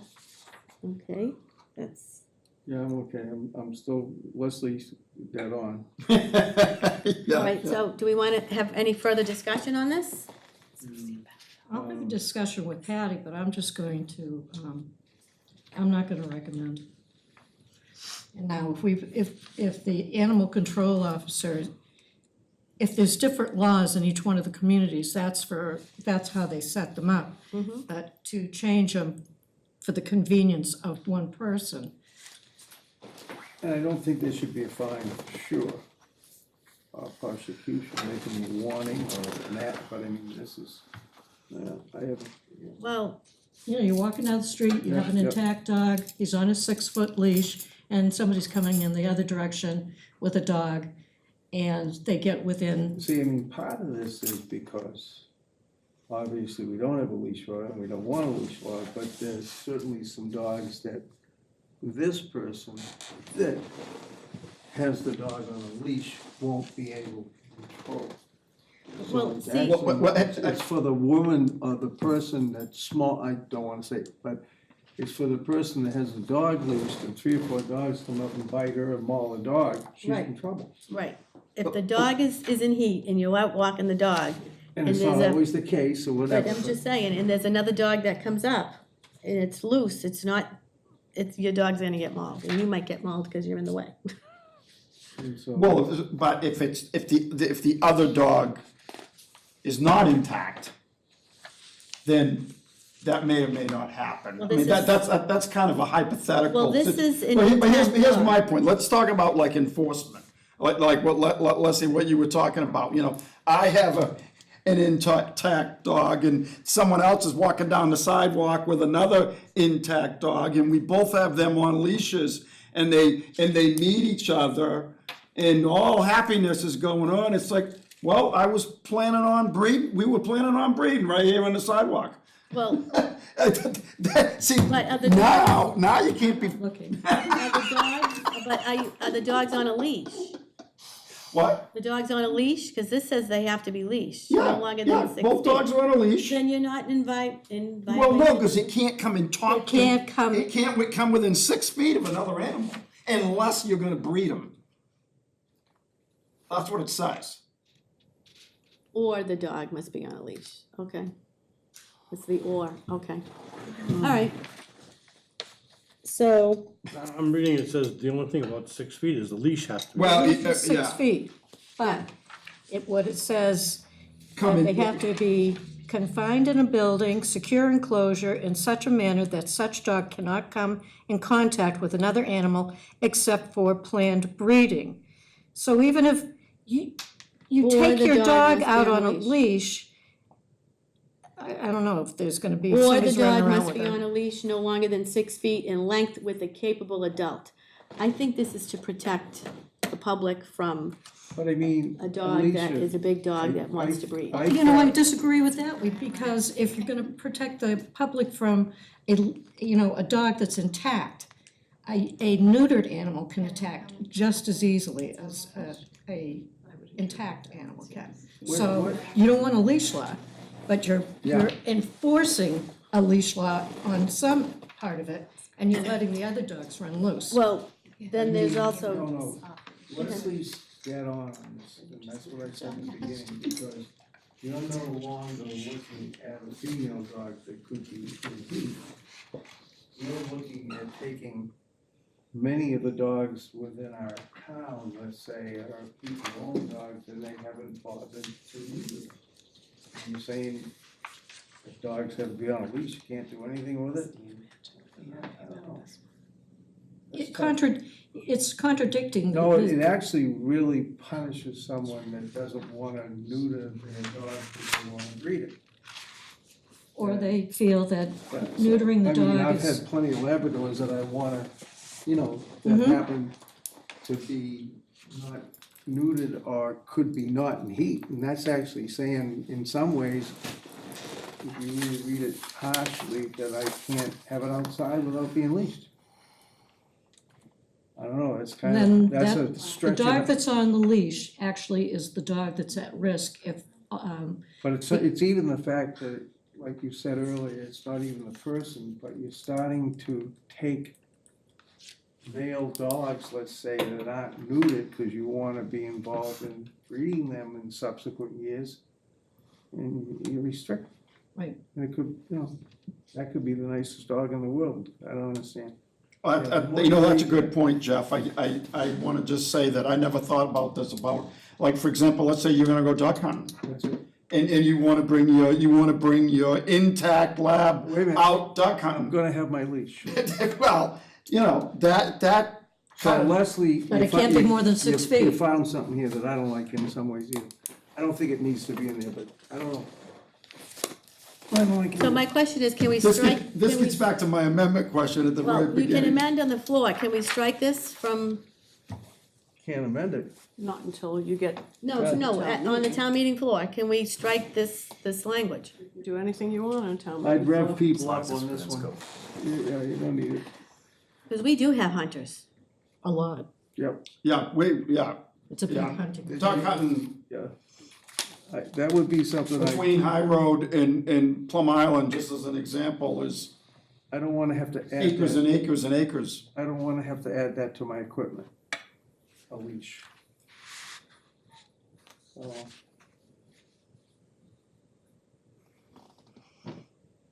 Yeah, for dogs to. Good going, have Jeff, the I like privilege. that. No, I never thought about the hunting part of Leslie, it. Leslie started it. Yeah, She started it. Don't Good you going, mess with Leslie. my dog. So what do we wanna do? well, I wanna, I wanna, can I pull my vote? Well, let's, Well, I did, I voted, but. well, no, I haven't recorded anything yet, so we've had. Have you recorded anything yet? Oh. We haven't voted yet, so we're still under discussion. So, all in favor of recommending this article, which is 22? Article 22. All in favor of recommending this article?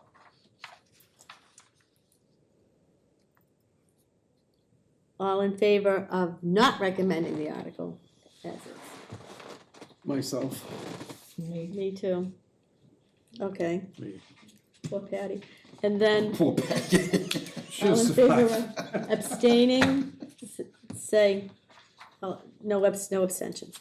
So I think this just needs to be amended on town meeting floor, that one part. So we'll have to talk to Patty about that. Because of hunters. Alicia, can I ask one question? Yes. A different section, the disposal of waste section. I think currently there's some town-owned properties that have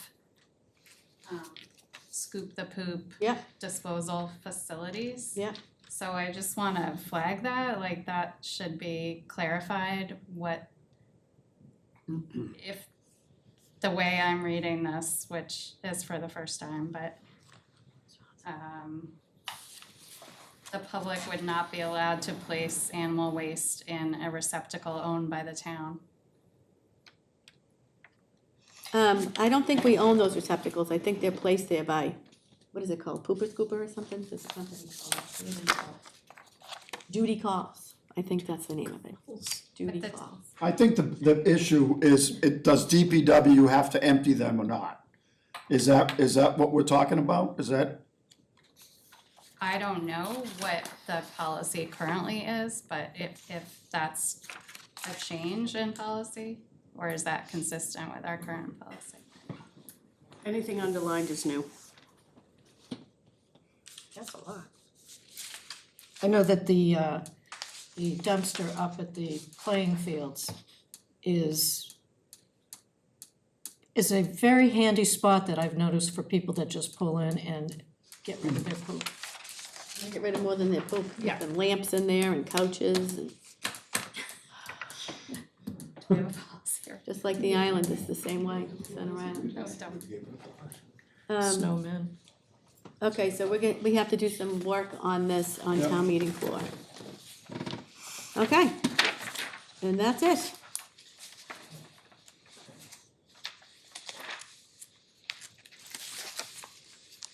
All right, next on the agenda is Whittier Regional Agreement, the desired revisions. So.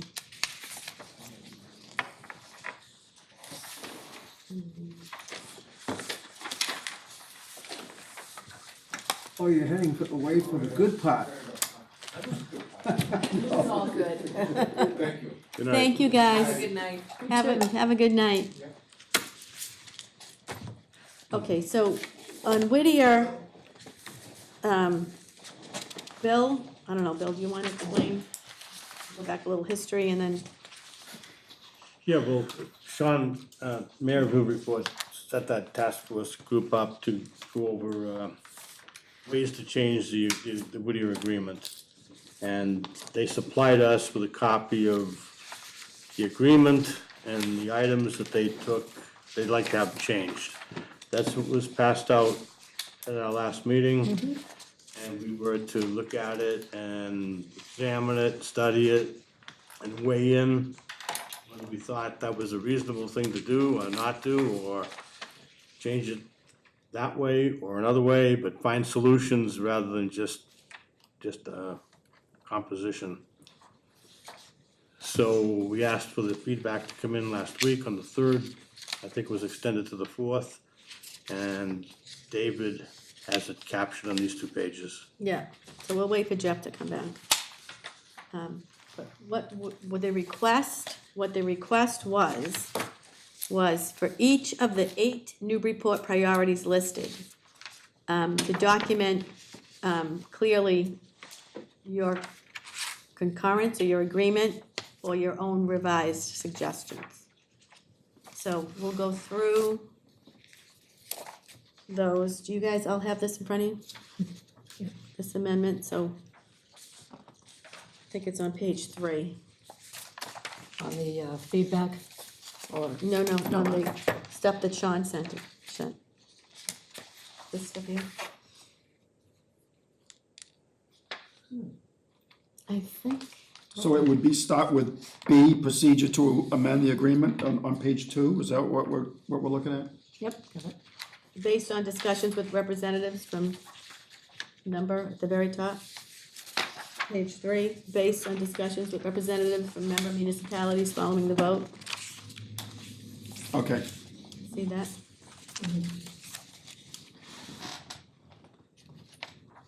I was just skimming here.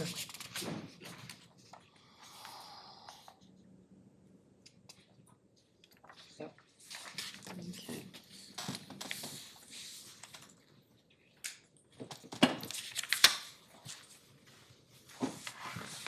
Okay, so Jeff, we were waiting for you. Oh my gosh. So Oh, thank you. we're looking on this next steps on Whittier Regional Vocational High School Agreement, the City of Newburyport provided.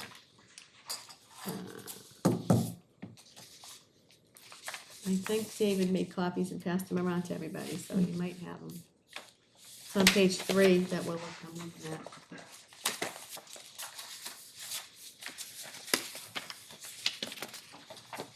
I think it's that one right there in front of you, Jeff. Yep, this one? Yep. I get it in my packet with this one. Last week's packet, the week before. Yeah. So, here's everybody's responses. I have them, we all have them in front of us. So, I think the request, and correct me, Bill, if this is not what you need, but I think my understanding is that we want to go through all 8 of these amendments, or whatever it is, these suggestions, Suggestions, yep. and decide if we concur, we don't concur, And if there's an additional or you suggestion have that someone another has. comment, we you can- wanna add something. Exactly. Right. Okay, so, and then David can combine them all in one response, cause we're gonna vote on them all. And then the board will be voting on it, and then we'll send it off to Newburyport. Now, I do wanna just preface this a little bit, but there's been some changes to what's going on at Whittier. You guys saw the press release. So, this may be, I don't wanna call it a moot point, but whatever the legislature decides to do with combining those 2 schools, I think this will still be a useful exercise, because at least it will show that what the town of Newbury is would like to see in any changes made. Alicia, if I can just add, Yeah. I mean, that working with community college is kind of long range. Looking at the amendment, I mean, the agreement now is more of a short-term potential fix for the next 3 or 4 years. If you think about it, they just submitted a statement of interest for this partnership with the community college, so. And the other issue is, and I'll put this on the table clearly, when we met, one of the questions was asked. There were, I believe, 8 different communities there, 8 or 9 communities there at the meeting. 9. And the question was, does anyone here from a community think the agreement should not be changed? Clearly, Haverhill does not want the agreement changed at all. Even something as simple as, we'd like the school committee people at Whittier be either appointed or voted on by the town, so there's some linkage with the towns. They would not even hear of that. That could be potentially helpful for them as well. So why are we still doing it came up. Why are we still meeting if everything is gonna be vetoed by Haverhill? And the answer was, to change that agreement now probably needs help from the legislature. So you need to tell the legislature what you don't like about the agreement. So that's why we're doing this, we're still doing it. That's why we're gonna look at it tonight. Great. Any questions on that? Okay, I'll be quiet till later. Well, we need legislative help with this. It's just not gonna change because we ask. But getting consensus from 11 communities is Difficult. difficult. I think Erica said, in relooking at the Triton agreement involving 3 towns, it's difficult to get agreement to change the agreement. But one of the things that was clear was when we were talking about Triton, they look at it pretty 5 much years. every 5 years. And then with Pentucket, we used to do it every 3 years. The Whittier agreement has never Yeah. been reviewed since its 50 inception. years. So it's not. 57, Change. 57 years. Time for change. Okay. Did anyone realize in any of the readings of the packet from last time or the meeting before from the acts, who paid for the building of Whittier originally? Yeah, the state. State totally paid for it, right? I believe so, yeah. I think, I couldn't find it, but the other third or fifth one to say that to me. Yeah, I went to a state meeting, I heard Sean say the state paid for it. the Total for the, so that tells me who should pay for it now. Right. Okay, I have a question. Yeah. That Bill can probably answer, and that is, just to amend it, just to do these proposals, would Haverhill have to vote yes? Yes. Yeah, so, That's why, that's, and that's not gonna happen. no, it's not gonna happen. So that's why you. The mayor made That's it why very it needs to go to the legislature. Right, Yeah, apparently they were looking at this agreement with, the community college pre-COVID. And I think if I remember the numbers correctly, they spent $1,900,000 to do the preliminary study for the buildings they proposed at Whittier. And I think they state they have $5 million available in different funds at Whittier to use for this, to look at this new adventure with the community college, which I thought was interesting, $5 million. to get it to the legislators, would we have to go through the process of actually taking the vote first?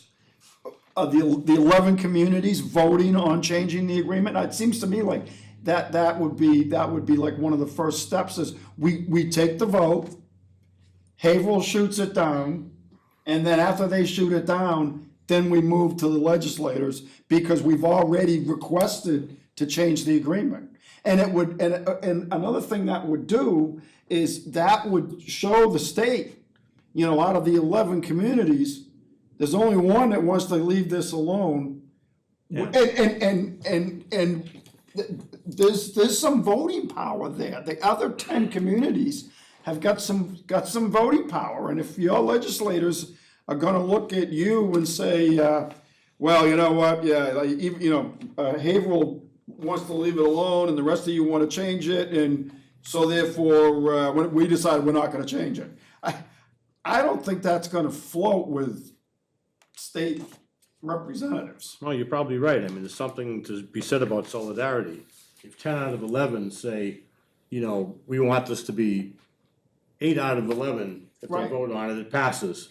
That's what we'd like to change. I think that's one of the items here about the amendment process. Right, but exactly, the amendment process, it begins with, I think, the 11 towns and cities voting on, do we want to change the agreement? I think that would be like, even though that wasn't my first step, because I'm the A guy, by the way, but I think that would be the first step in the process, is to get the 11 communities to vote on, do we want to change the agreement? And then once that vote comes in, and I'm gonna make an assumption that it's 10-1, then when we move forward to the state with what we want to change, I think we have a lot more power behind us to get it amended. We can talk that process at the next meeting with that group. Yeah, Well, the first thing we have to do is come up with a working document so that Haverhill has something to look at, because you I can't think say, they well, you wanna wanna change come it, up- we'll change it how? I think they wanna come up with this, and then reflecting the changes, and then take that for a vote. Right. And then- that makes sense too. Yeah. Okay, so the first one,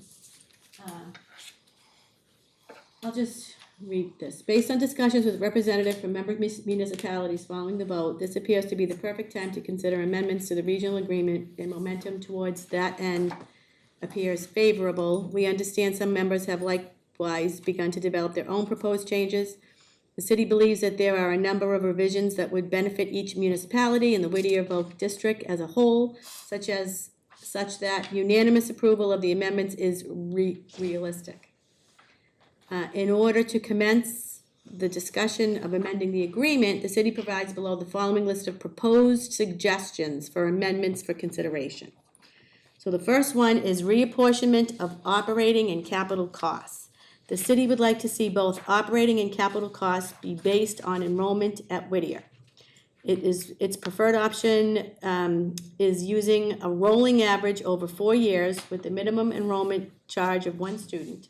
Currently, operational costs are based on a community's proportion of students attending Whittier in 1 year, and capital costs are based on enrollment of all students residing in a municipality and attending schools there from grade 1 through 12. So the city would like to see both operating and capital costs based on enrollment at Whittier. Who had a comment on this? I had mine. So I concur with Newburyport on both operating and capital being apportioned based on enrollment. I do not concur using a rolling average. That's me. I said that the reapportionment of operating and capital costs, the operating costs are and should be based on a community's proportion of students attending Whittier in 1 year. As far as capital costs are concerned, they should also be based on enrollment at Whittier. I'm not certain that a rolling average over 4 years is the best option. That formula needs to be reviewed and considered with others. Dana? I mean, hey, you can understand Haverhill's position on this because Of they have course. a greater number of students there and, you know, Right. it's, I have, in my response, I really didn't, I mean, I can read it out loud if anybody wants to, but my response was to abolish the whole agreement altogether, and I don't even know if it's possible. It does say, it says in the state law, which is the last paragraph on mine, at its discretion, the Whittier School District may admit out-of-district students under the provisions of Chapter 76, blah, blah, blah, blah, blah, providing that such students have met the standards of the admission policy.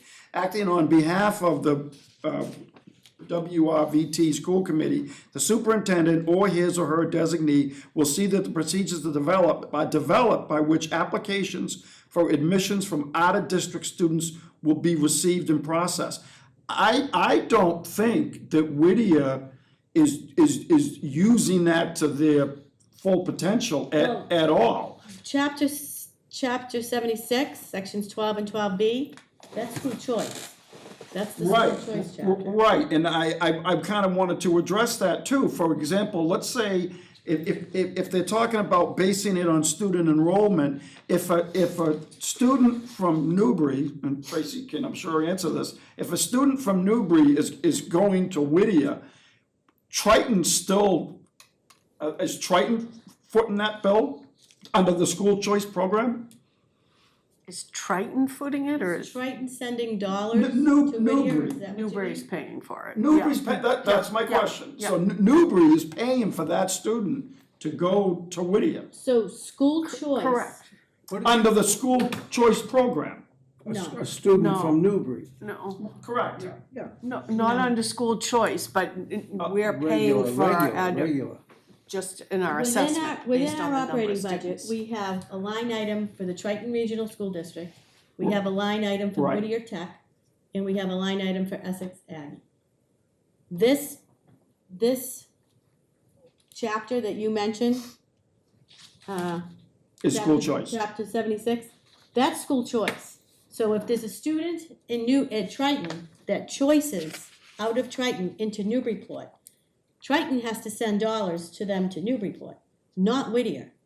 Right. Whittier is different. Right. I don't think Whittier applies. This isn't applied. No, to Whittier. I'm not talking about Whittier sending money anywhere, because we all know Whittier is not sending money anyplace. I guess, I don't even know, I don't even know if my recommendation is possible, but basically to privatize the school is what I'm looking at, as a VOTEC, especially if they're gonna, down the road with Essex Aggie or whatever, privatize the school. Make it and I don't know how to do that. I don't even know if by law that's possible. But that would be my recommendation, and so, in other words, let's say you want your child to go to Governor Dummer, and you live in Newbury. You're gonna pay a considerable amount of money for your kid to go to school there. And you could use the same concept with Whittier. So you wanna make the vocational technical A public tui- a tui- education. tuition-based school. A tuition-based school, Private school. private school. You wanna abolish it I altogether. want to abolish it altogether. That's beyond the scope of what our task was. We were supposed to respond to these, but if you wanna add that as a second thing on the bottom, we can vote on it. Well, I'm just saying, you know, it's in my report. Well, but what we need to do is we need to make recommendations that the town of Newbury would like to see. I am not for abolishing Whittier in that manner and making it a private Is there any education, I tuitions think. involved at all with Essex Aggie, does anyone know? Yep, we pay There's a tuition. Zagate an assessment as well. Yeah, Do we pay them, but there's no student-based tuition? No, it's student-based. No, I think his question is it, Not from kids who go to school there, do they pay a tuition No, it's to the public. school? Oh, I'm sorry, no. That we was his- pay that was his assessment, question. I'm sorry. On Yeah, top yeah. of what could be Right. paid? so this is public education, it's publicly funded. That's what this is, what we're discussing. The law that you mentioned here pertains, chapter 76, that pertains to public education. That's the school choice program in public education. So you're kind of talking about two different things in your thing here? Well, it says, you know, they could develop procedures where they have a tuition program for out of district students. That's what it says. Well, if they certainly get together with the college, they're gonna have a tuition-based system. I mean, let's Where say. do you see that, Dana? I'm sorry, I Okay, missed at that. its discretion, the Whittier School No, no, District, what page are you on? I'm on A, under, His comments. Oh, his I'm mother's looking comments. on this document. Yeah. Okay, sorry, so this is I'm sorry, yeah, okay, in go the ahead. last paragraph of A, that's state law. I pulled that right off of the Whittier, website, okay? They have an option to admit out-of-district students and charge them tuition. They have that option already. Yeah, but the tuition that they have to pay for is out-of-district placement from the sending community. It's still public education. So when Triton sends kids out of the district, they have to send dollars with them. The same thing that would happen to them. I understand that. I wanna. Can I ask one question? Sure. If that's the case, which kind of seems like almost the same thing we do in district, so when they build a new school, can we use that one kid that's out of district to ask that whole out of district town to pay to build Triton on how many kids they have in the school system? I don't know if there's a difference, do you? That's a good point, Jeff. I don't know. So if it happens to be Wenham and there's 600 kids, so why can't we tap their 600 kids? Because really, they're just tapping the one kid, but they're getting school choiced into Whittier? That's new to me. If that's true, I find that a little unfair. It's not true. This is public education. Dana's suggestion is to privatize it. That's not what our task was, but we can Well, I'm just add that wondering, I'm wording. wondering if Mr. Reardon has considered anything like that. You know what I mean? The Havel's already shot it down. It didn't come up at the meeting No. that I'm aware of. No, but if you go to the agreement itself on page 6, it talks about tuition students. This is the Whittier agreement. The committee may accept for enrollment in the regional district school pupils and persons from municipalities other than the member municipalities on a tuition basis. That's what I read. Income received by the district from tuition pupils and not previously deducted from operating costs shall be deducted from the total operating costs in the next annual budget to be prepared, blah, blah, blah, blah. No, by For the them to have member tuition- municipalities. Yes. It's not- from the non- public monies, it's not from private But monies. what I'm asking you, if I still continue to, and I saw that, but you know, if that's true, they're actually accepting a student out of the district, right? Right. So why can't we get that whole district to help us pay this? Some of these districts only got 2 or 3 students going, and they're gonna be subject to the whole kit and caboodle for Whittier. It That's doesn't make any capital, sense you're to talking me. about capital? No, when we, yes, capital costs. Yeah, So there's one kid going somewhere else, they're accepting his money, so why shouldn't that town help to build a school at the same formula we're all right, building? we can add that, we would like to see. Yeah, we'd like to see it of those people chip in, right? All right, let's go back to getting this here done, it's getting late. Okay, so reapportionment of capital costs, so this is A. I think I would like to see both operating and capital being apportioned based on enrollment of that year. I think, Bill, you concur with that? I do. Jeff, do you concur with that? Yeah, it was easy for me, I'm kind of the Dumbo down there, I kind of go along with everything except 8. And I think it should stay in the agreement, and then obviously I'm worried about what's gonna occur with the Haley Okay. Driscoll. So, all right, so, okay, so I think the city would like to see both operating and capital costs based on enrollment at Whittier. Okay, I think Newbury will concur with that, right? Both enrollment at Whittier. It says its preferred option is using a rolling average over 4 years. I do not want to see a rolling average. That's personally me. I don't know how the board feels about that. You like a rolling average? No? Do you like a rolling average? No. I saw what rolling averages do at Triton, and I did not like it, so. Jeff, do you wanna see a rolling average? Where did Newburyport ask for rolling average? Under reapportionment of operating and Which capital number? costs? Which number? Number One- one. 1A. Number 1A. 1A. Still on one. We're on 1. We're rolling.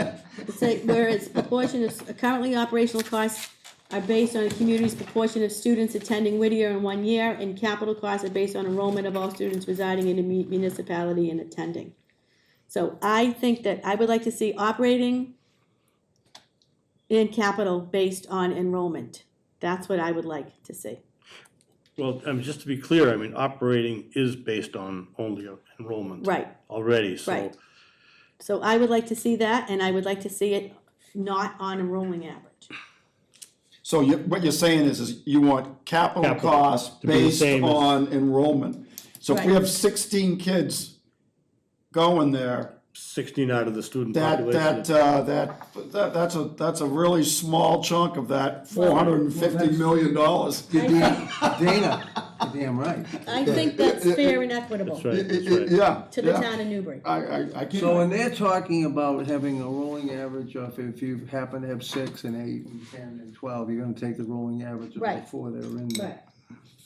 That didn't really offend me, but I'm okay with that. It just so happens I if don't a like year rolling they go averages. build a school, you have 40 kids in there, how you gonna feel about that? Right, and then maybe the following year you only have 2, then how Yeah, you but gonna feel about maybe you it? don't, so, you know. And I asked Tracy this already, we do have capital costs on every single one of our budgets. Right, Right, so whether it's a $500 million or if it's just $300 for a new boiler system or something, it would be under the same. But let's go Yeah. back just a little, because what Alicia says sounds good, especially to us school guys, because rolling averages hasn't been our favorite thing. But let's go back and really read, and I'll go along with what the board wants to do. When you come to capital costs, would it be advantageous to take the rolling average over 4 years rather than get pinned when the building goes to happen at a high year, let's say? I'm not so sure that's as onerous as it looks on paper, but that's up to you guys. And we're if reacting, you take Alicia. it, so, but here's the thing with capital. If you take it on a rolling average, right, at what point in time are you gonna determine that cost? Well, what point in time are you going to determine the 1-year high cost? When they bond, probably the year that they go to bond, that's at that point in time is when you would get your apportionment. So you And have then it no- would be you a have rolling you have average, no so- control over that. Do you know what I'm saying, Tracy? Yeah, so, for example, the way we pay Triton, we pay based on our percentage of students. Yeah. And when our percentage goes up, we pay more. When our Right. percentage goes down, we pay less. The Right. same thing would be in effect with the Whittier agreement, That's what I want. without a rolling average. Right. Yeah. But when it comes to capital. How is that Mhm. capital though? Is that the same Yeah, capital? we're Same talking thing. about capital. Yeah. same Right, thing. that's what I think. But what he's saying is if you have a rolling average with capital, at what point in time Yeah, on the but see, continuum do you Only pick? thing I'm saying, it's a little easy sometimes, and I'm probably beating the dead horse, when you're talking 700 kids. What's it go up 30 or 40 up or down, makes a big difference.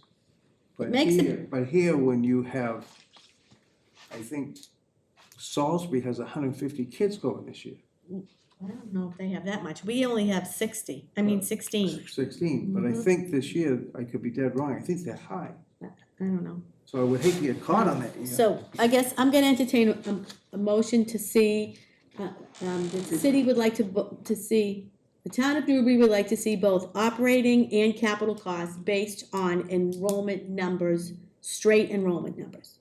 That's my motion. Do I have a second? Do we have to move every single one of these? Yeah, we have to vote and give it to them. Okay, Might as well just get it out of the way, yeah. all right, so I have a motion and a second. Now, further discussion. Do you wanna change that? No, I'm in agreement with you, but I just wanna, formalize the procedures for incurring debt though, gets kind of back to what Jeff was just talking about, where, you know, we've never bought something without, I mean, we all know what happened when they just threw the assessment at us, and then, you know, what would happen if we just went to town meeting and then tried to get a debt exclusion to So- pay for that assessment. We all know how that's gonna end, So here's you know? here's what we need to decide, okay?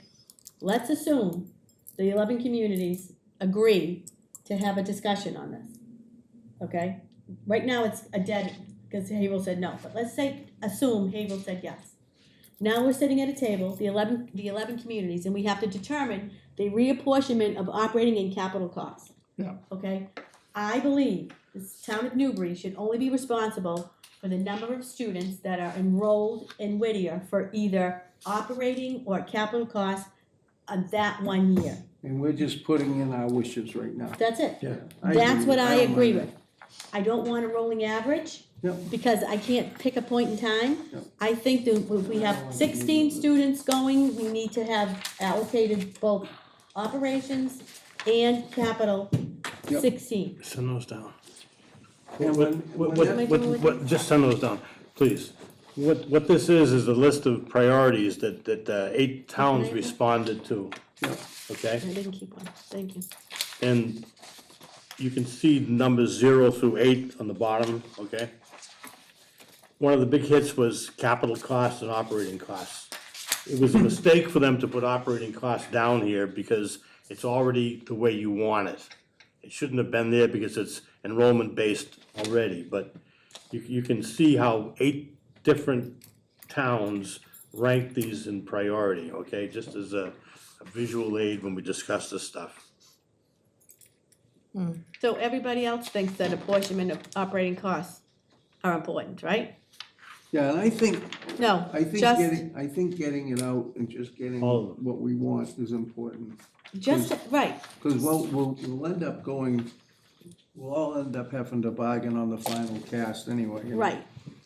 And so I have a motion and do I have a second? Yep. Okay, that I think the town of Newbury would like to see both operating and capital costs based on enrollment at Whittier. I All right, reckon, all in favor? Yep. Aye. I- Okay, that's unanimous. Okay, no rolling averages. The city, all right, number 2, the amendment process. 2A, the city's preference is to require approval by a 2/3 majority of other member municipalities to amend the agreement. The agreement currently requires approval of all members. Okay, so I think on my squawk box, I concur with Newburyport on 2/3 majority vote. I think it should be 2/3. That's A. How many towns is 2/3? Eight, What's 11 divided? Is it, is it 8? three into 11 I is gotta do the almost math. 4 times 3. Right. 11 divided by 3, 3.6. When we start to talk mathematics, I kinda hear the motorcycle outside. So that would mean that, would it be 7 or 8 would be 2/3? You said it It would be was, 7. it would be 7 would be 2/3? I think so, it would be 7, right? I can't do that. It rounds out to be over 7, so I think you're looking at 8. It would be 8. It would be 8, okay. Yeah, yeah. Okay, so that's 2/3 majority, so that would equal 8 communities have to agree, 8 out of 11. 8 out of 11. And this wouldn't even occur until we're gonna amend the amendment, right? If we decide to go to amend the agreement, this is one of the amendments to it. Right, so if we're in the future, Right, yeah. this is yeah. all in Yeah. the future. Mm-hmm. Okay, so that's what I said, I concur with Newburyport on 2/3 majority. Bill, what did you say? I said, requires approval of all member municipalities, rejection by Haverhill poses obstruction to any agreement, perhaps 2/3, requiring okay. approval by 2/3 So majority. you like 2/3. They- Jeff, what do you think? I'm fine. You're fine with what? What's the way you report, wrote it, yep. Dana? I'm good with it. Okay, so for number 2A, I'll entertain a motion that the town of Newbury requires approval by 2/3 majority or 8 out of 11 member municipalities to amend the agreement. All in favor? Aye. Who moved and who seconded? Okay, I moved it. Who Oh. seconded? Can you, somebody second? Second. Okay, all in favor? Aye. Aye. All right, unanimous. Okay, the city would also consider a change to the mechanism for calculating the percentage of signatures by registered voters required for petition-initiated amendments, which is currently set at 5% for member municipalities. Okay, I put on here, I am okay with the 5% registered voters to initiate amendments, but would also consider changing it depending on what that change is. So that was my comment. Bill, what did you have for a comment? I said I agreed with the 5% requirement. Petition initiated amendments should be reviewed to determine if the 5% requirement of registered voters can be reduced to a lower percentage or calculated differently. So what does the city of Newburyport want? Do they want it higher or lower? The city of Newburyport would consider a change to the mechanism. In which way? They They didn't just- say. they didn't say. They just Probably down. They didn't say. change it. My guess would be down. I don't think they want it up. So I said I am okay with the 5%, but I would also consider changing it. Well, they could be up. So, They could be up. all right, so I concur with the town of Newbury, with the city of Newburyport, that we are okay changing it. We would consider changing it. We'd consider changing it. Sure. Is that Yes. good? All right, Okay, so. how can you not be okay with that? All right, so I entertain a motion to concur with the city of Newburyport. The town of Newbury would also consider a change to the mechanism for calculating the percentage of signatures by registered voters required for petition-initiated amendments. I can't Is there repeat a all that. second? Second. He can go watch the movie. Okay, any further discussion? All right, all in favor? Aye. Aye. Any opposed? No, okay. Okay, third, weighted voting section, new weighted voting section. All right. 3A, the city would like to give member municipalities with greater numbers of students a more proportional say in committee decisions with an exclusion for weighted voting as it relates to incurring debt, by having some portion of each member's vote be based on a rolling average of student enrollment at Whittier for that member municipality. I put 3, new weighted voting section. I am not a proponent of rolling averages for Whittier students pertaining to voting. I think it should remain equally distributed by the cities and towns. That was mine. Bill, what did you say? Weighted Nice. voting, give more proportional say in committee decisions to municipalities that have greater number of students, but not if it relates to incurring debt. So you agree with them? Yes. Okay, the city would give, and Jeff, Dana? Okay, you wanna motion it first before we discuss it, or? So I she's guess trying to so. get the feedback of Yeah, what I okay, did. I just wanna say Well, that, wait a minute, if you wanna move, then we can discuss, move something, then we'll discuss it. I don't know, what am I move that we have a discussion on number 3? I don't wanna move, well, Dana, 3A. move to, yeah, there's only one. All right, let me just say what I wanna say. They're talking about a more proportional say in committee decisions. Okay, what I was thinking about that is, instead of having a more proportional say in committee decisions, maybe have the committee itself, if you have a higher number of students attending the school, then you have more committee members on the board when it comes to vote. Is that what he's? I kind of think that's what they're saying, that would be. Well, the- he's not how else would you increasing- do it? well, I don't know, that's what I'm No, wondering. no, he's not increasing the number of school committee members, he's just saying that member municipalities with greater numbers of students have a more proportional say, so in other words, if I'm Well, there's Haverhill, only my two- vote what are we- counts for what are we- 3 votes, and everybody else's only counts for 1. There's two, well, see, yeah, there's what, 2 from each town, 2 committees? Cities have 2, Cities have 2 and towns have 1? have 1, so that's already an increase on that.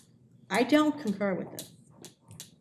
Yeah, I don't necessarily, I don't concur with it either, cause what you just said Right. doesn't make any sense to me, The like. population of Yeah, but I'm students from just- each community changes. You would have to Right. reconfigure. Right, this is too board. complicated for me, I don't like it. Well, you're not gonna, Each one of, let's say if Newburyport has more students, or Havel has more students, and they have more representation on the board, does each of their votes count as 1 vote? Each person votes 1 vote, but Okay. Newburyport has 2, Amesbury has 2, Haverhill has 2, Newbury has 1, Raleigh has 1, Salisbury has 1, Merrimack has 1, Groveland has 1, West Newbury has 1. So that's already weighted. Yeah, yeah, I kind of agree with you, I don't know, a more proportional say in so committee. Bill's been going to these meetings and he thought that it might be a good idea, why? Yeah, I thought it might be a good idea because, but when they listed their priorities, 3 out of 8 groups said it was a good idea. Okay, so I'm having my doubts now. Weighted voting, okay, right. I'm having my doubts. Okay, so you could be, so I entertain, we don't have a motion, do we, David? So I'll entertain a motion, that the town of Newbury does not agree with the new weighted voting section as proposed by the city of Newburyport. Second. Okay, any further discussion on this? Well, Okay, all in favor? Aye. Aye. I, Any opposed? Any abstains? I'm good. You were gonna vote yes or no? Yes, Okay, I'm still reading. I thought you were sleeping over so there. that was 5. I mean, I'm just if you really get into how that's read, it really does read, by having some proportion of each members be based on a rolling student. Yeah, I don't like enrollment. rolling averages, I do not like them. But it's each portion of each members, Right, meaning if the town has 3 or 4 members already, they get yeah.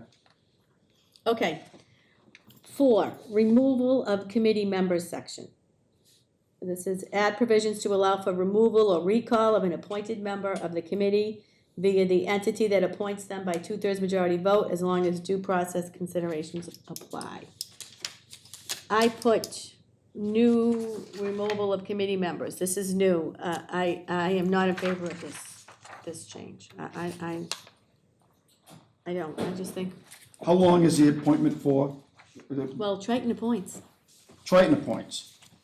But how, I think they're 3 and- years, is it a and 3-year? how long, Triton, if we adopt this, Triton's not gonna appoint. Why, it's not in here, is it?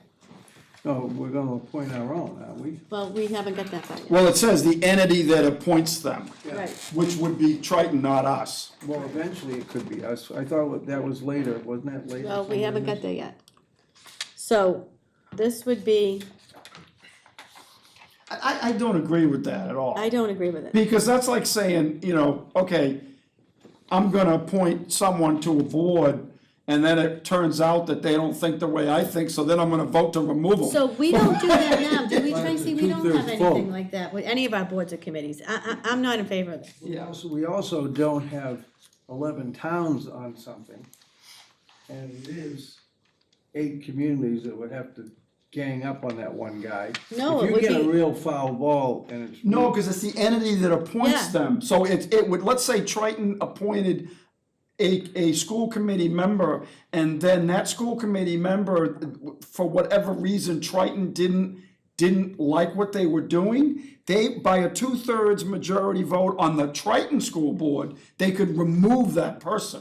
as long as due process consideration. That's what that says. All right, so I'll entertain a motion to, Is that correct, David, you think?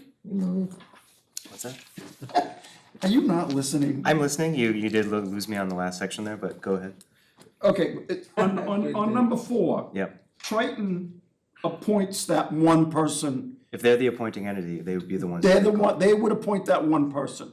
So what they're saying is before their term is over, if Triton didn't like the decisions they were making, by a 2/3 majority vote of the Triton School Board, they could remove that appointment. That would be how I was reading. That would be how you would read it. Yeah, I don't agree with that. me either. Okay. I think when they wrote that, they also had in mind that they wanted the municipalities to be the appointing people. Right, that's the what I'm appointing thinking. entities. Because that registered pretty heavy on their priority list. And that was one of the added things I had on my sheet for number 9. It was gonna be an elected post, right, Bill? They want those people to have a tie into the municipality for Yeah, communication. but they don't have a regional school district either, though. Are we the only ones that have a regional school district? No, Out of the- Pentucket is regional. Oh, Pentucket is regional, Yeah. yeah. Okay, so what's the motion, David? Do you happen to have it? I think you were putting forward a motion to basically not concur Right. with this altogether. Okay, all in favor of not concurring with this? What if we said, you could concur with it as long as the municipalities were the appointing, people? No, I don't, because we don't do that already in Newbury. We don't have any mechanism of calling people back, so I do not want it in this. Yeah, we wait till their term Right. is up, and We then might not reappoint them, All right, but we don't recall anybody. okay. And this would be, I just don't want to do it. So the motion would need to be completed to not concur and then seconded. Yeah, so that would be the motion to not concur with number 3. number 4. Oh, sorry, Four. number 4. Second, Yeah, new removal. I am not in favor of this change. Okay, and I have a second from Bill. All in favor? Aye. Aye. Any opposed? That was 5. Okay. Now we have to formalizing the procedure for incurring debt.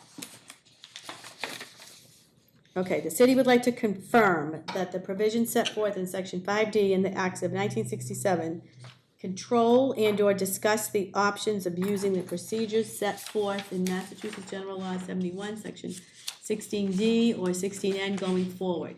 It is the city's position that discussion regarding this matter is necessary to resolve any further dispute concerning permitting a district-wide election which is not explicitly allowed under the terms of the Agreement of Acts of 1967. Okay, so this is the same problem that happened. I concur with Newburyport by following Massachusetts General Laws, Chapter 71, Section 16D or N. This will need to be fleshed out between the 11 communities. I think we need to follow that. I agree with this, because this is why we got stuck with the vote in January. I agree with that. I agree with Newburyport. Any, Leslie? Yeah, I agree with this. It's, Yeah. I don't know. Dana, do you agree with it? Yeah, Okay, so do I have a motion in a second?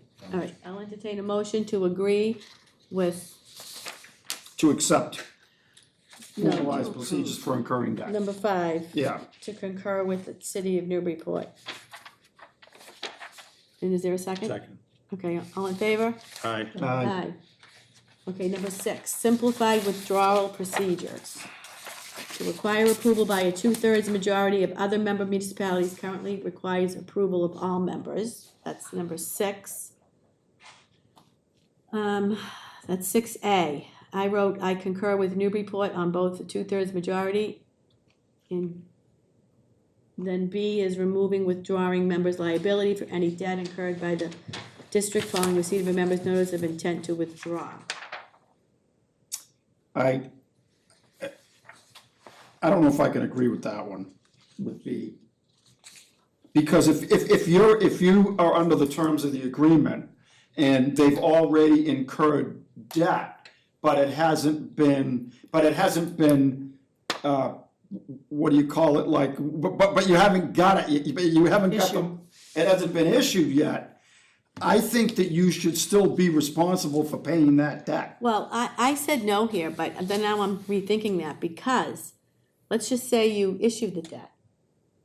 Who's gonna pick up your end of the bargain? Well, yeah. If you pull out. Yeah.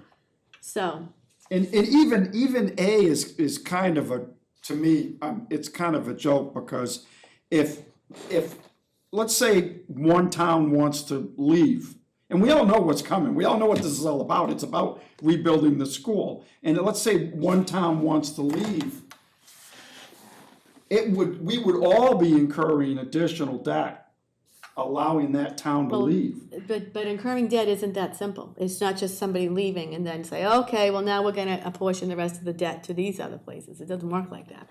You'd have to go for a vote. Well, no, we haven't incurred the debt yet, so what I'm saying is let's say, for example, next week, Rowley wants to get out of the agreement.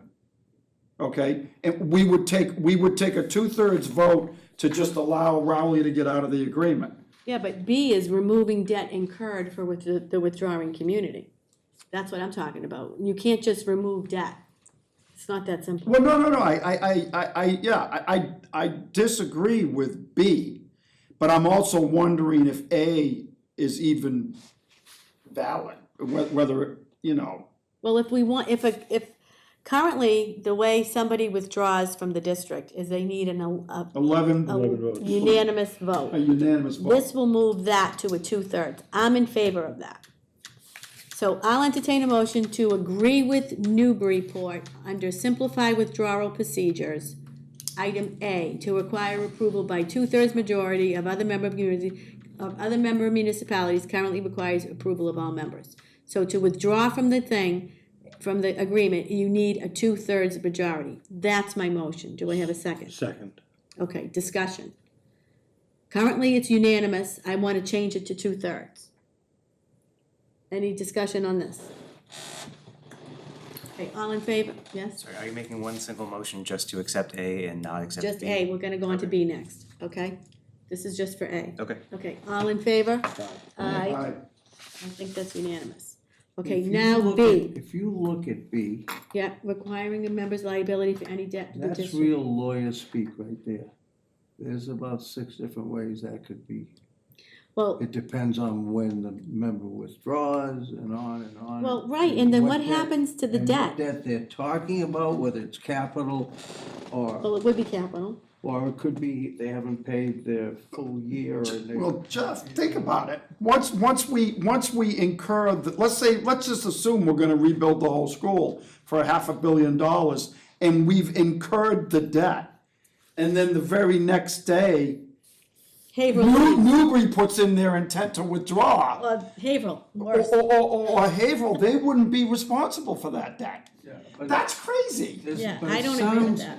It sounds so facile that there's gotta be something we're reading wrong in there, I don't know. No, I don't agree with it. But let's say we don't. Okay, so Yeah, I cause we're entertain, just, we're gonna rewrite the whole thing anyway, so. I'll entertain a motion to, remove, the town of Newbury does not agree with number 6B to. The way I look at that, if you withdraw really debt. read that is. Wait a minute, do I have a second? Second. Okay, go But ahead, Jim. as you're looking at that deeper and deeper, it's removal of withdrawing members' liability for any debt incurred by the district following the receipt of the member's notice to withdraw. Right, so as soon as you tell them, Oh, come on oh, out. oh. If you read this, oh, I'm telling yeah. you, this is lawyer crap here. Yeah, well, they had a law firm, go ahead. In other words, you put your That's intent ridiculous, into right. withdraw, and then the debt And then got they're gonna come incurred, after even you. though it hadn't been approved yet. So it makes sense. So if you the come after- lawyers wrote this. But if you make sense, if you read that closely, it makes sense. They're trying to get you after you're gone. But let's just say we want it clarified, but I mean, the way I read that is, remove withdrawing members' liability for any debt incurred by the district following the receipt of the member's notice of intent to withdraw. So if I intended to withdraw on February 20th, and the district went out and incurred on the 25th, $6 million worth of debt, I'm not liable for it, because I told you I'm going. Right. So in Yeah, some- but you going hasn't been voted on it yet. doesn't matter, you've informed them you're going. No, hold on, this is for liability for any debt incurred. My question is, what happens to Incurred that by the debt? district By Whittier, following the receipt incurred by the of the district. member's notice of intent to withdraw. So you should have repercussions after you leave down the road for something they do?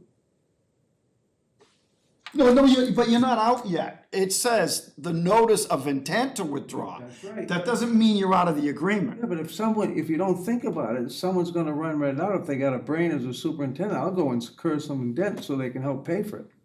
And that wasn't the case. I've already intended to withdraw, so you can't come after me. So it sounds like the difference might be here is that the way Jeff's reading. Debt is incurred after the intent. Any debt that you did before Well, you were there, you have to pay. good luck trying to get out of the agreement if the debt has been incurred and you intend to withdraw. Yeah, you won't get. But can you get You won't get voted out. They- You won't get voted That's out. not the case. It's after the debt incurred after your intent to withdraw. So the difference being the notice goes out before the vote is taken. Right.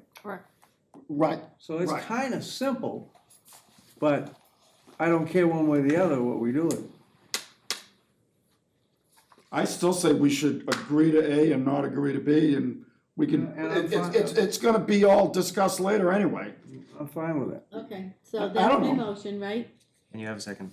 And I have a second. Okay, all in favor? Aye. Aye.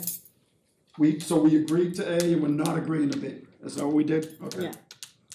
Okay, so now we're on 7, budget and operations reporting and review. Confirm that current budgets are following the terms of Mass General Laws, Chapter 71, Section 16B, and not Section 5 of the agreement. This would require a 2/3 majority to approve the budget. So number 7.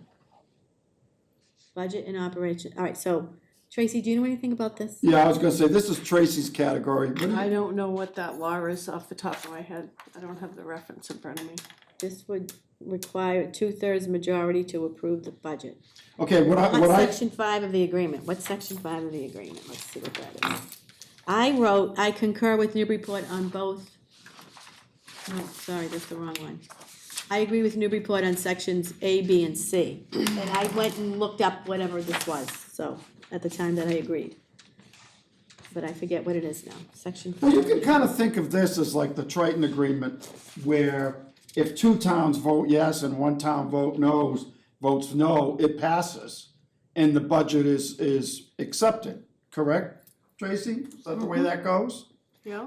So what he's asking for is the same kind of requirement. You know, Whittier comes up with their annual budget, and I don't know what section 5 says, but he wants 2/3 of the 11 towns to approve the budget for it to pass. Where, what does section 5 say now, I'm Bill? finding it, hold on. Yeah, the general law says 2/3. Right, well, and that's what he's explaining what the general law says. The general law says 2/3. I'm assuming it's section 5. I think section 5 says Havel has to. Section 5, budget. Initial budget. Within 60 days after the regional district school committee is first organized, it shall prepare a reasonably detailed operating and maintenance budget covering expenses, if any, for the balance of the then calendar year. Copies of such proposed budget shall be submitted to the mayors of the member cities and to the chairman of the boards of selectmen and to the chairman of the finance or advisory committee of each member town for their consideration. Approval. A budget shall not be adopted earlier than 14 days. The amount of the said budget shall be apportioned among member municipalities according to the provisions of section 4 herein. The regional district treasurer shall certify to the treasurer of each member municipality its respective share of said budget. The sums thus certified shall be payable by each member municipality to the regional district school committee, but only from funds which may be or may have been appropriated by each member municipality for such purposes. Does it talk about approval? Yeah, so that's it. That's the difference. There is no approval process. They just come up with their budget, they give it to us, and we have to accept it. That's what That's what happens, right? that says. Big difference. There's nothing further in that section that discusses approval. Tentative annual operating and maintenance budget. Final annual operating and maintenance budget, the committee shall adopt an annual operating and maintenance budget, including debt and interest charges and any other current capital costs as separate items on or before December 1 for the ensuing calendar year. And the said committee shall apportion the amounts necessary to be raised in order to meet the said budget in accordance with the provisions of subsections 4, D, E, and F. The amount so apportioned to each member municipality shall, prior to December 31st of each year preceding the calendar year to which said budget relates, be certified by the district treasurer to the treasurer of each member municipality, and each member municipality shall appropriate the amount so certified. Tentative operating budget, thereafter, the committee shall prepare annually a tentative operating budget, maintenance budget for the ensuing calendar year, attached to thereto provision for any installment of principal or interest to become due in such year, and any bonds or other evidence of indebtedness of the district, and any other capital cost to be apportioned to the member municipalities. On or before November 15th, the said committee shall submit to the mayors of the member cities and to the chairman of the boards of selectmen and to the chairman of the finance or advisory committee a copy of such tentative operating and maintenance budget, which shall be itemized as follows, or in such further detail, regional school district committee may deem advisable. Administration, instruction, other school services, That said November 15th, is that what that said? yeah. When do we before. typically get Triton's budget? We just got it a couple Yeah. weeks So it's ago. not even, so this is, November 15th is pretty early. Well, I don't know how they can do that, because the governor hasn't even put her budget up.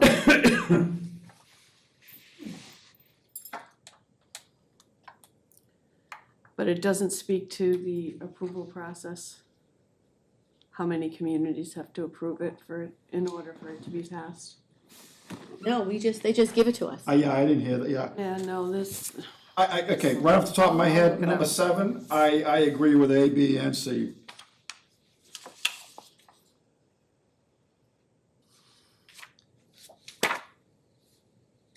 Budget, confirm that the current budgets are following the terms of Mass General laws and not section 5. This would require a 2/3 majority to approve the budget, that's what they want. So if 2/3, I don't see how that could possibly, what happens if they don't get, then they have to go back, just. They gotta like go back to Triton. the drawing board, you know, look at like Triton, you get like option 1, 2, and 3, like Essex Vets gives you option 1, 2, and 3. Maybe it would force them to maybe fine tune their pencil a little more and give us, you know, you got your wants, you got your needs, and then you got your gravy, you know what I mean? And I don't know, I just think that we ought to, they need to have a little more responsibility to understand the fiscal, problems that all the other towns are Right. having. They So- can't just give us a budget. All right, so I I'm curious concur. to see what Essex Aggie does with their budget. Same thing. Same thing Two-thirds? Whittier does. Okay, They just put it together and give it to us. Yeah, Mass General Law 7116B. The annual regional school district budget as adopted by a 2/3 vote of the regional school committee, district committee, shall require the approval of 2/3 of the local appropriating authorities of the Yeah. member municipalities. Yeah. Okay, so I concur with this. That's why I concurred with it. And the agreement had nothing in there about it. So I'll No. entertain a motion to agree with Newburyport on item 7, A, B, and C. Second, Okay. All in favor? Aye. I, Okay, 8, school choice. The city is open to amending the agreement to allow for annual consideration of school choice by the school committee, rather than granting approval in the agreement. Bill, was that one of the things that we discussed at the meeting, that it shouldn't be in the original? Yeah, it had no priority on this thing. Right, it wasn't something we Yeah. should be putting in. So I put down that it's my last priority and that I would be open to having a school choice discussion, but the city is open to amending the agreement to allow for annual consideration of school choice by the school committee rather than granting approval in the agreement. So, say that what you guys discussed at the meeting? At the meeting last week, they all agreed that that shouldn't be considered as something to be put in the regional agreement. That would be what, school having the committee. school committee have the ability or the whole thing? That whole comment, the Yeah. school choice comment shouldn't be part of it. And I think on that graph you have in front of you, yeah, nobody, Yeah. Nobody. yeah. that was Now, not, do they mean school choice by the district or the region, or do they mean outside the region? I think it's outside the region. outside the Yeah. region. So, Yeah, definitely and right outside. now, it's provided by the agreement and not the school committee, and they don't think either one should apply it? Okay, so I'll entertain a motion to not agree with the city on item number 8. Is there a second? Second. Okay, any further discussion? Jeff, did you have another question? I'm fine with that. It's gonna have to be So what we're saying is that, and Tracy, what you said is that the school choice issue shouldn't even be in the agreement at all. Right. I think that's governed by Massachusetts general laws. It should No, I not don't be think in the there. school committee should have it one way or the other. Well, if that's the case, then the city is open to amending the agreement to allow for annual consideration. We don't want to allow for any consideration at all because we don't even think school choice should be in there. Well, school choice is governed by, actually, you have the law. School choice is governed by that chapter, I think chapter. Right, chapter 76, section 12 and Yeah, 12B. section 12, that covers it, so it shouldn't be in the agreement, it's covered by Massachusetts general law. If it's, is it inside the district or outside the district, school choice? Outside.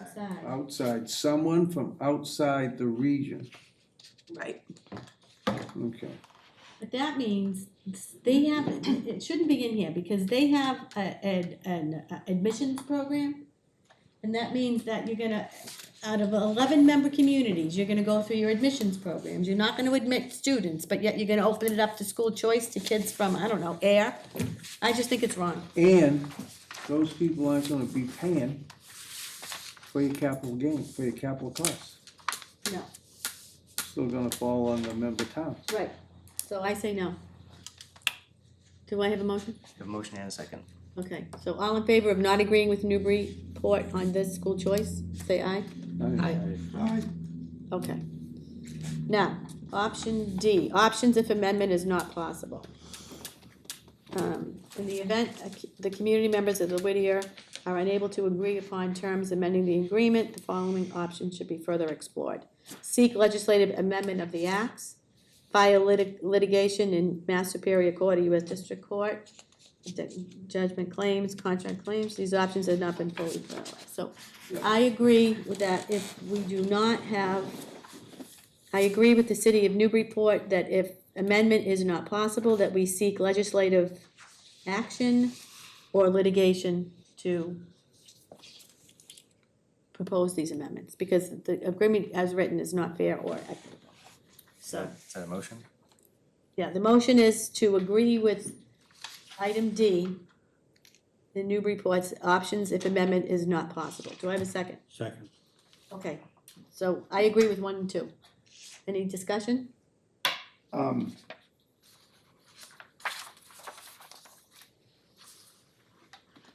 I mean, it says here too, these options have not been fully analyzed at this time and will require further research based on the fact pattern that is presented after seeking to amend the agreement, so, yeah, I mean, what's wrong with that? I mean, it's like, we've already decided at the beginning of this discussion that it's gonna take a legislative move Exactly. Right. to change this Exactly. anyway, so. Yeah, it's not gonna budge.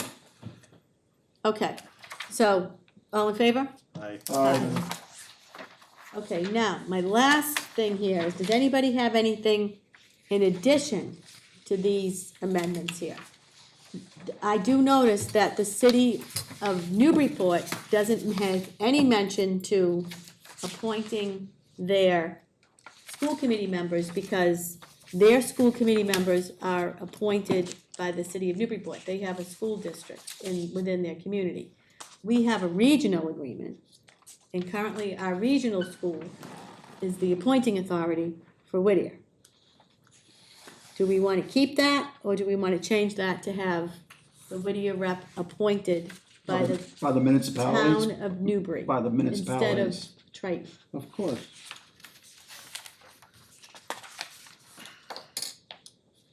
I think that the municipality should All be right, so responsible for that. make a motion, please. Okay, I make a motion that, let me read it. No, he's not in there, you gotta make it up. Oh, No, you can make it up. okay. Make a motion to allow the municipalities to, The town of Newbury. town of Newbury, to, To a point. To a point. It would be like the select board, appoint- the select board or? Yeah, the town of Newbury, The- the select board. School committee the reps. school School committee committee rep. reps. Yeah, the town of allow the select board to appoint the school committee rep Thank you. to Whittier. For the Whittier School Board. Yeah, so that's a motion, do I have a second? Second. Okay. Discussion. 5 out of 8 responders wanna do that. Yeah. I think it's a good idea. Yeah. Makes sense to me. Better communication, more accountability, no surprises.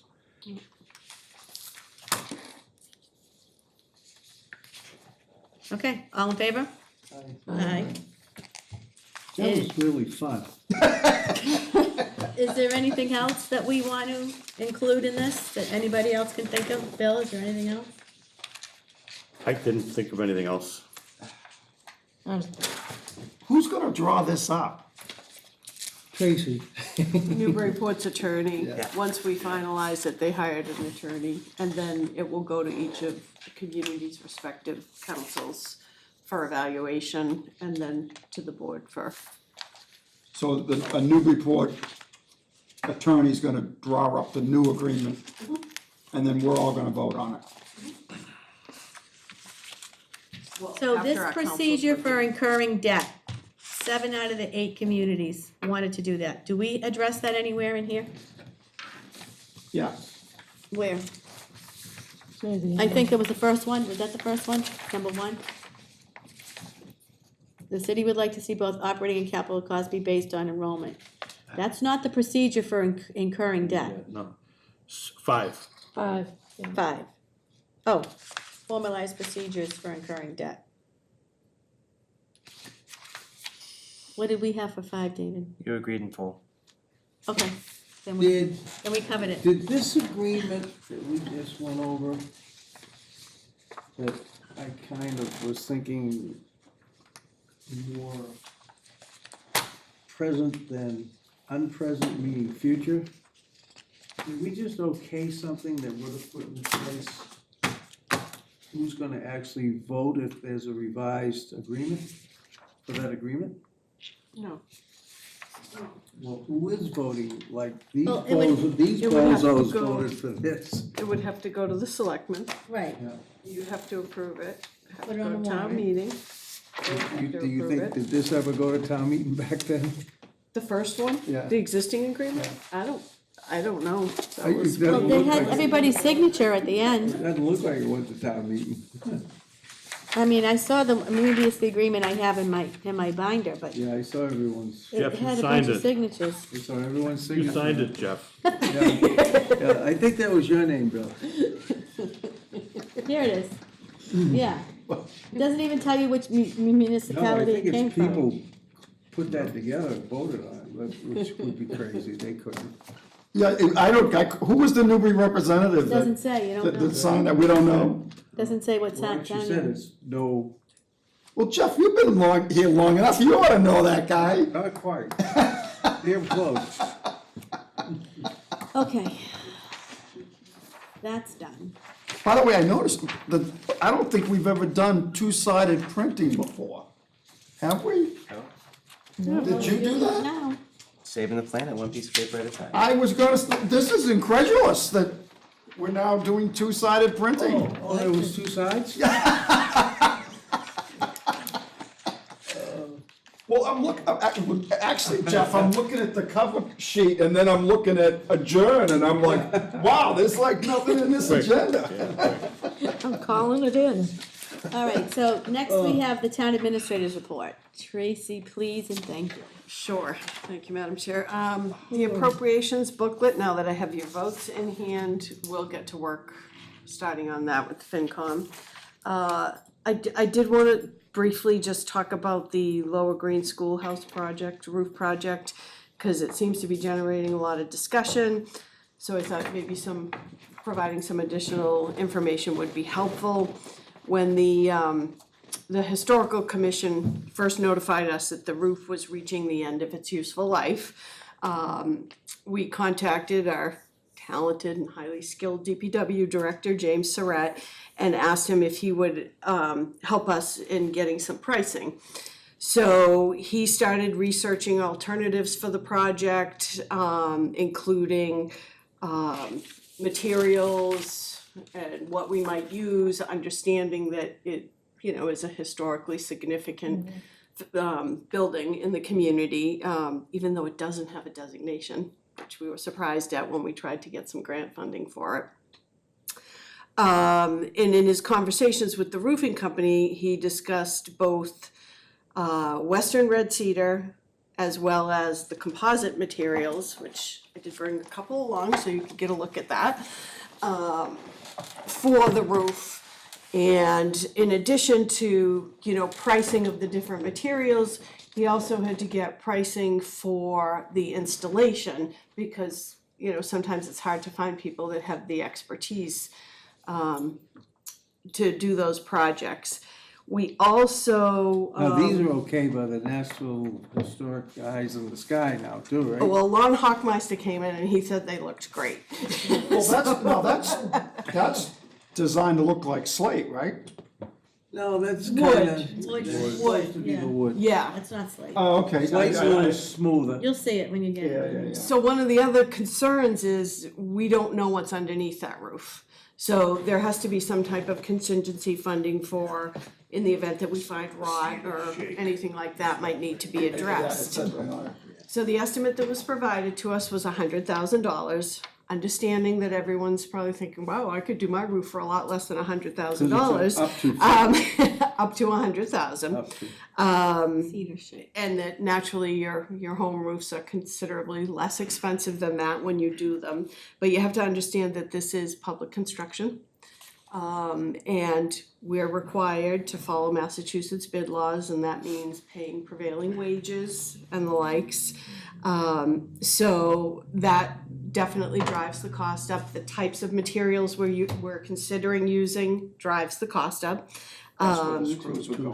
Two places. Also, should town meeting approve it, Yeah, cause this. that's the point when we will go out to bid. We will prepare an invitation for bids, it will have all of the detailed specifications, it will go It would out, go and we something will like that, hopefully, where this- that will This ensure- screw goes through that will the ensure one that we underneath get. it also, plus the other two, sorry. That's okay. giving, it's giving you where they want you to put the screw. Right, Yeah. yeah. Go ahead, Tracy, I'm sorry. That's okay, so that will ensure that we get the best pricing. Now, if it should come in at $80,000, the project, we don't spend 100, we only spend the 80. Yep. The balance, the 20,000, closes back out to free cash, which is where the project is funded from in the proposal that will go before the town meeting voters. Likewise, I mean, we don't want to put an estimate in the town meeting warrant for if we think it's going to be 87,000, we don't wanna put an estimate in for 87,000, go out to bid and have it be 92, because then we have to call another town meeting. So we generally say a not to exceed amount, cause, you know, hopefully they're talking to roofing experts and roofing companies who know the measurements, who understand the design, but you know, these are the quotes that we're getting. I don't And if some know, of those boards or some of the fascia that could be disturbed and they can't really see it, if they Yeah, aren't that could be a disturbed, it problem, could right? even come in less, but we don't know. it could come unless if there's no rod under there and we don't have to It's the replace the proverbial- Boards and boards. fascia and Yeah, every other thing. It's the proverbial can of worms. Yeah. Right, right, The whole Right, building's you a- might as well just say, there's something under there. right. So I reached out, so just so the board is aware of this, I reached out to the chair of the historical commission and I asked him to be prepared to speak to this article at town meeting. Cause I think it's important. I think there's gonna be a lot of questions about it. I think we bring that information. Those shingles with us. I think people see what they're purchasing and I think the more information we can give town meeting members, the more apt we are of addressing and fixing a very important historical asset to the town of Bedford. And that's generally the process that we follow for all of these types of projects. We don't go out to bid first and then go to town meeting. We usually see if there's an appetite at town meeting and then go out to bid, And once we certify the availability of funds. Well, I don't think you can go out to bid until you have certified availability. And some of the reasons obviously is red cedar used to be old growth, red cedar is now new growth. Right. Big wide rings, on and on and on. Right. Some of the stuff you would repair, the actual roof if you had to be, or even fascia, would be a grade higher than what you're gonna find at one of the lumber yards. Because that's all new growth too, and that's graded anyway, so you know, those are the things that go into historic restoration. And further on that, that article that we discussed, the roof units go on first, then we finish the roof. And I was just looking at my notes, in 2 years, because they're gonna be doing the project over the summer when the students aren't there, they don't think they can get it done in 1 year. So that was the answer to your question, Dana. Plum Island bathroom project is nearing completion. We expect that it will be ready to open beginning May 25th, closing on October 14, and the hours will be, we're gonna try it out 7 AM to 7 PM, see how that goes. National Grid has notified us that they are pruning, they do it roughly every 5 years or so. They prune all the branches that may impact the primary delivery power lines, and this year they're working with Asplund. Yep, so they started on April 1st, and they're gonna be pruning the roadways fed by the Highfield Road substation. So that includes Highfield Road, Middle Road, Hanover Street, Green Street, High Road, and the streets off of High Road, the side streets off of Route 1A all the way down to the Rowley line. And then over time, they'll do the Newbury section of Plum Island, Hay Street, Boston Road, Orchard Street, School Street, Elm, Coleman Road, Greetree Lane, Longbrook Road, and Central Street heading toward 95, along with the side streets all the way up to Kent Way.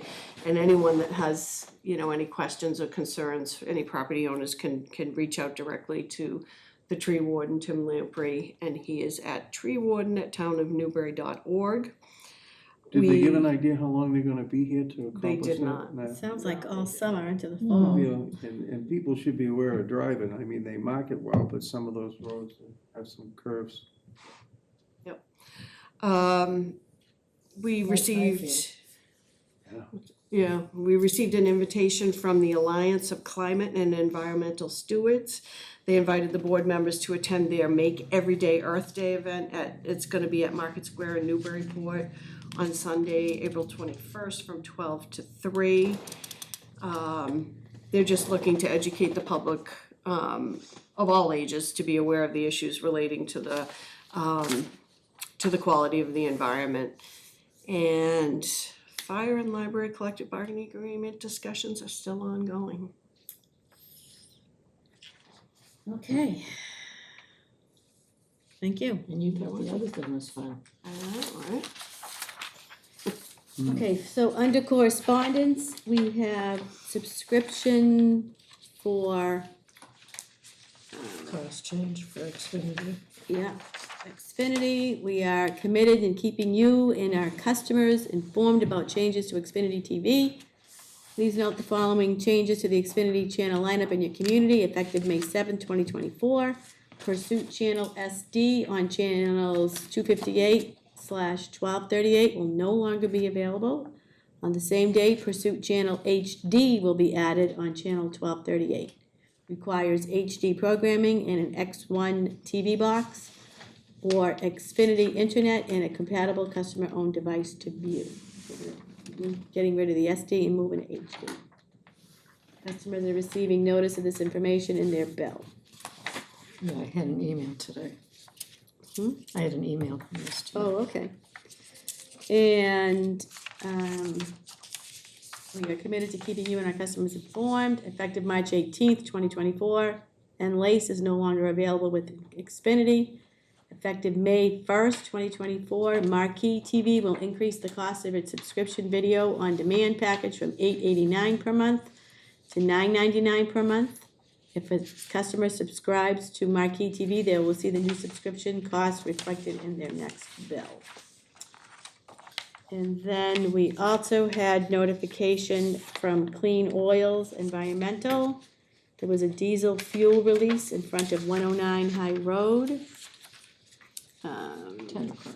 Yeah, so dear town officials, on behalf of Tendercroft Farm and pursuant to the public involvement requirements of the Massachusetts Contingency Plan, and more specifically, 14.03.3F. This letter is intended to provide notification that the above referenced permanent solution statement with no conditions is available for review. So on October 30th, 2023, at approximately 3 p.m., a 10-wheel farm truck owned and operated by Tendercroft Farm collided with the tree situated within the roadway shoulder along the northeastern side of High Road, puncturing one of the two connected 30-gallon saddle tanks, resulting in the release of up to 20 gallons of diesel fuel to the shoulder soil and roadway pavement proximal to the tree in front of 109 High Road in Newbury, Mass. In accordance with 310 CMR, this sudden release constitutes a 2-hour notification condition and was subsequently assigned RTN 3-38437. Response actions and risk reduction measures performed to address the release involve deployment of absorbent materials to contain the release, soil removal operations, management, and off-site disposal of all remediation waste in conformance with 310 CMR, and backfilling the excavation area. The analytical results of the post-excavation soil sampling confirmed that the residual concentrations of petroleum hydrocarbons were all below the MCP Method 1 standards in approaching background. The release did not affect groundwater, surface water, sediment, or indoor air at the site. The disposal site boundary extends approximately 25 feet long by up to 15 feet wide with a total surface area of approximately 375 feet for about 0.01 acres and includes an oval-shaped soil excavation area near the impacted tree, measuring about 18 feet long by up to 9 feet wide and no deeper than 3.5 feet below ground surface. The only exposure point at the site consists of the contiguous volume of residually impacted, potentially accessible soil. The current use exposure pathway to site contaminants of concern in soil is unlikely because the sources of contamination have been eliminated, excavation is complete, and the area is covered with clean fill. The foreseeable future activities may involve disturbance and exposure to the impacted soil. Contact should occur to utility workers installing or maintaining underground utilities and construction workers involving with future construction activities in the event that soil is excavated. However, because the soil exposure point concentrations meet the unrestricted use MCP Method 1 standards, a condition of no significant risk has been achieved and no further MCP response actions are required at the site. So that's what happened there. Anybody's interested, the PSNC is available at Mass DEP Northeast Regional Office in Woburn, Mass. for public review. If you have any questions or you want to see it, please contact David here at the Town of Newbury and he will send you the link. And I believe that's it. Any meeting updates? The Essex vets, in the new contract rollover for the assistant really didn't go into effect until, like, I believe it was July 1st, the end of the fiscal year. And we approved he to be a full-time from now until when the new contract comes into effect. And there's money in the budget already to support his additional pay. So he's there now also full-time, the 35 hours or more per week. Doesn't cost us any more money. I met with the Triton Facilities Group. We had our first meeting via Zoom. I'm gonna go do a tour of the building. It's been scheduled in a couple of weeks. And once I do that, I'll report back. Any meeting updates over here, Jeff? Leslie? No updates. I do have, it's kind of a update question, watching the ad hoc meeting the other day. There was mentioned that they would be supplying reports to the select board, but I haven't really seen. Which ad hoc? COA. Oh, the council on aging? Mhm. Yeah, they haven't come in yet. They might be providing the book. I don't know. We haven't We haven't gotten any yet. Oh, yeah. Real quickly, just so that it's on the record, because it could go long and I'm not gonna go long. Not this late. At 10 past 10, the MRBA met, the MRBA meeting was in the paper, Mm-hmm. and it was an at-length meeting. And it had almost, I think, 7 members of the Corps of Engineers there, all various communities. One of our communities right now has tremendous erosion. And the ultimate thoughts are there's going to be a push for a regional sediment 111 study so that we really get some good idea of where the sediment is and where it's going, because it seems that the Corps was talking about most of its sediment being external, and I did make reference, does that mean the river doesn't provide sediment anymore? But they're gonna get a feel as far as from Northampton, and I imagine even though it's a federal entity, the refuge would participate on a 111 study, so that's about it. And Newbury's involved in that, right? Newbury will be involved, has to be. Okay. I forgot to add this in, but there's a lot of veterans events coming up in the next, Memorial Day, of course. D-Day, Ipswich is doing a D-Day celebration. And there's, at our meeting, we talked about some kind of notification process where all of our communities have all the information of what all the other communities are doing, because we are a six-town region. And Tony is doing, he's updating the website. They actually have it's kind of funny because Karen, somebody lost the password to the Facebook page. So the Facebook page hasn't been worked on or updated for a couple of years now. Well, what they did was they just tore that page down and they created a new one. And so you can follow the Essex Vets on Facebook. The website, they're doing a lot of work on the website. I recommended trying to, have, like we have a calendar on our website where, all of you can, click on that calendar and you can see all the events that are happening.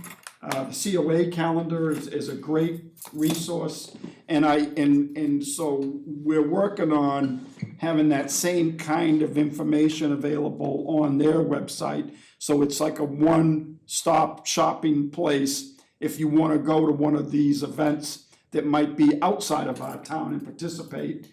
You'll know where to go, who's in charge, how to get there, so on and so forth. There's a lot of stuff going on, so. The problem has been getting the information out to the public so that, every town does their own thing, but it would be nice if we wanted to go see what was going on in one of the other towns. And the other thing it does is it helps,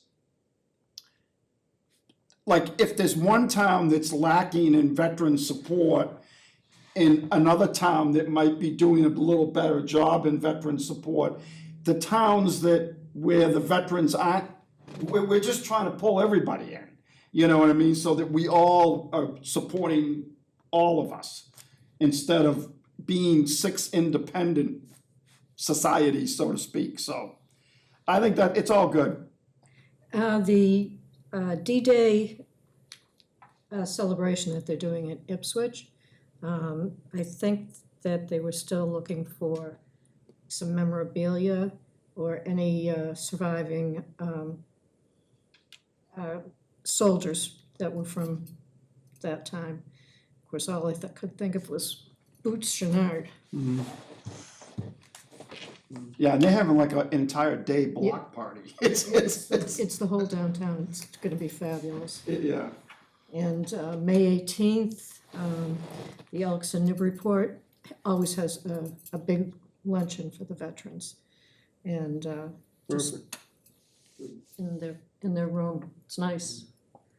And they usually fill it up. Okay. Saturday, I went to the first annual cornhole tournament. It was the police department versus the fire department versus the council on aging, and the fire department ruled. Fire department ruled, they won. They gotta have a champion belt that they have to display for a year. Like the WWF or something? Yeah. Exactly, yeah. So let me give you a secret. So if we're all here in the same place next year, we all going? I guess. They may expand it, they'd like to expand it to include DPW, they'd like to have a team from maybe the select board Yeah. attend, make it Where did they hold it, Bill? a fire station, Morgan Avenue, Inside? inside, yeah, it was a Oh, rainy in- day. Drizzling day.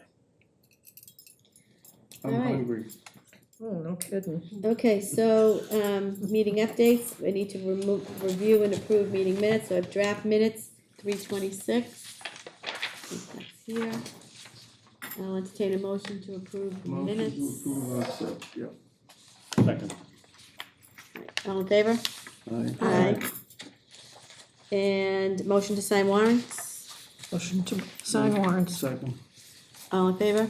Aye. Motion to adjourn, Motion to adjourn. all in favor? Aye. Aye.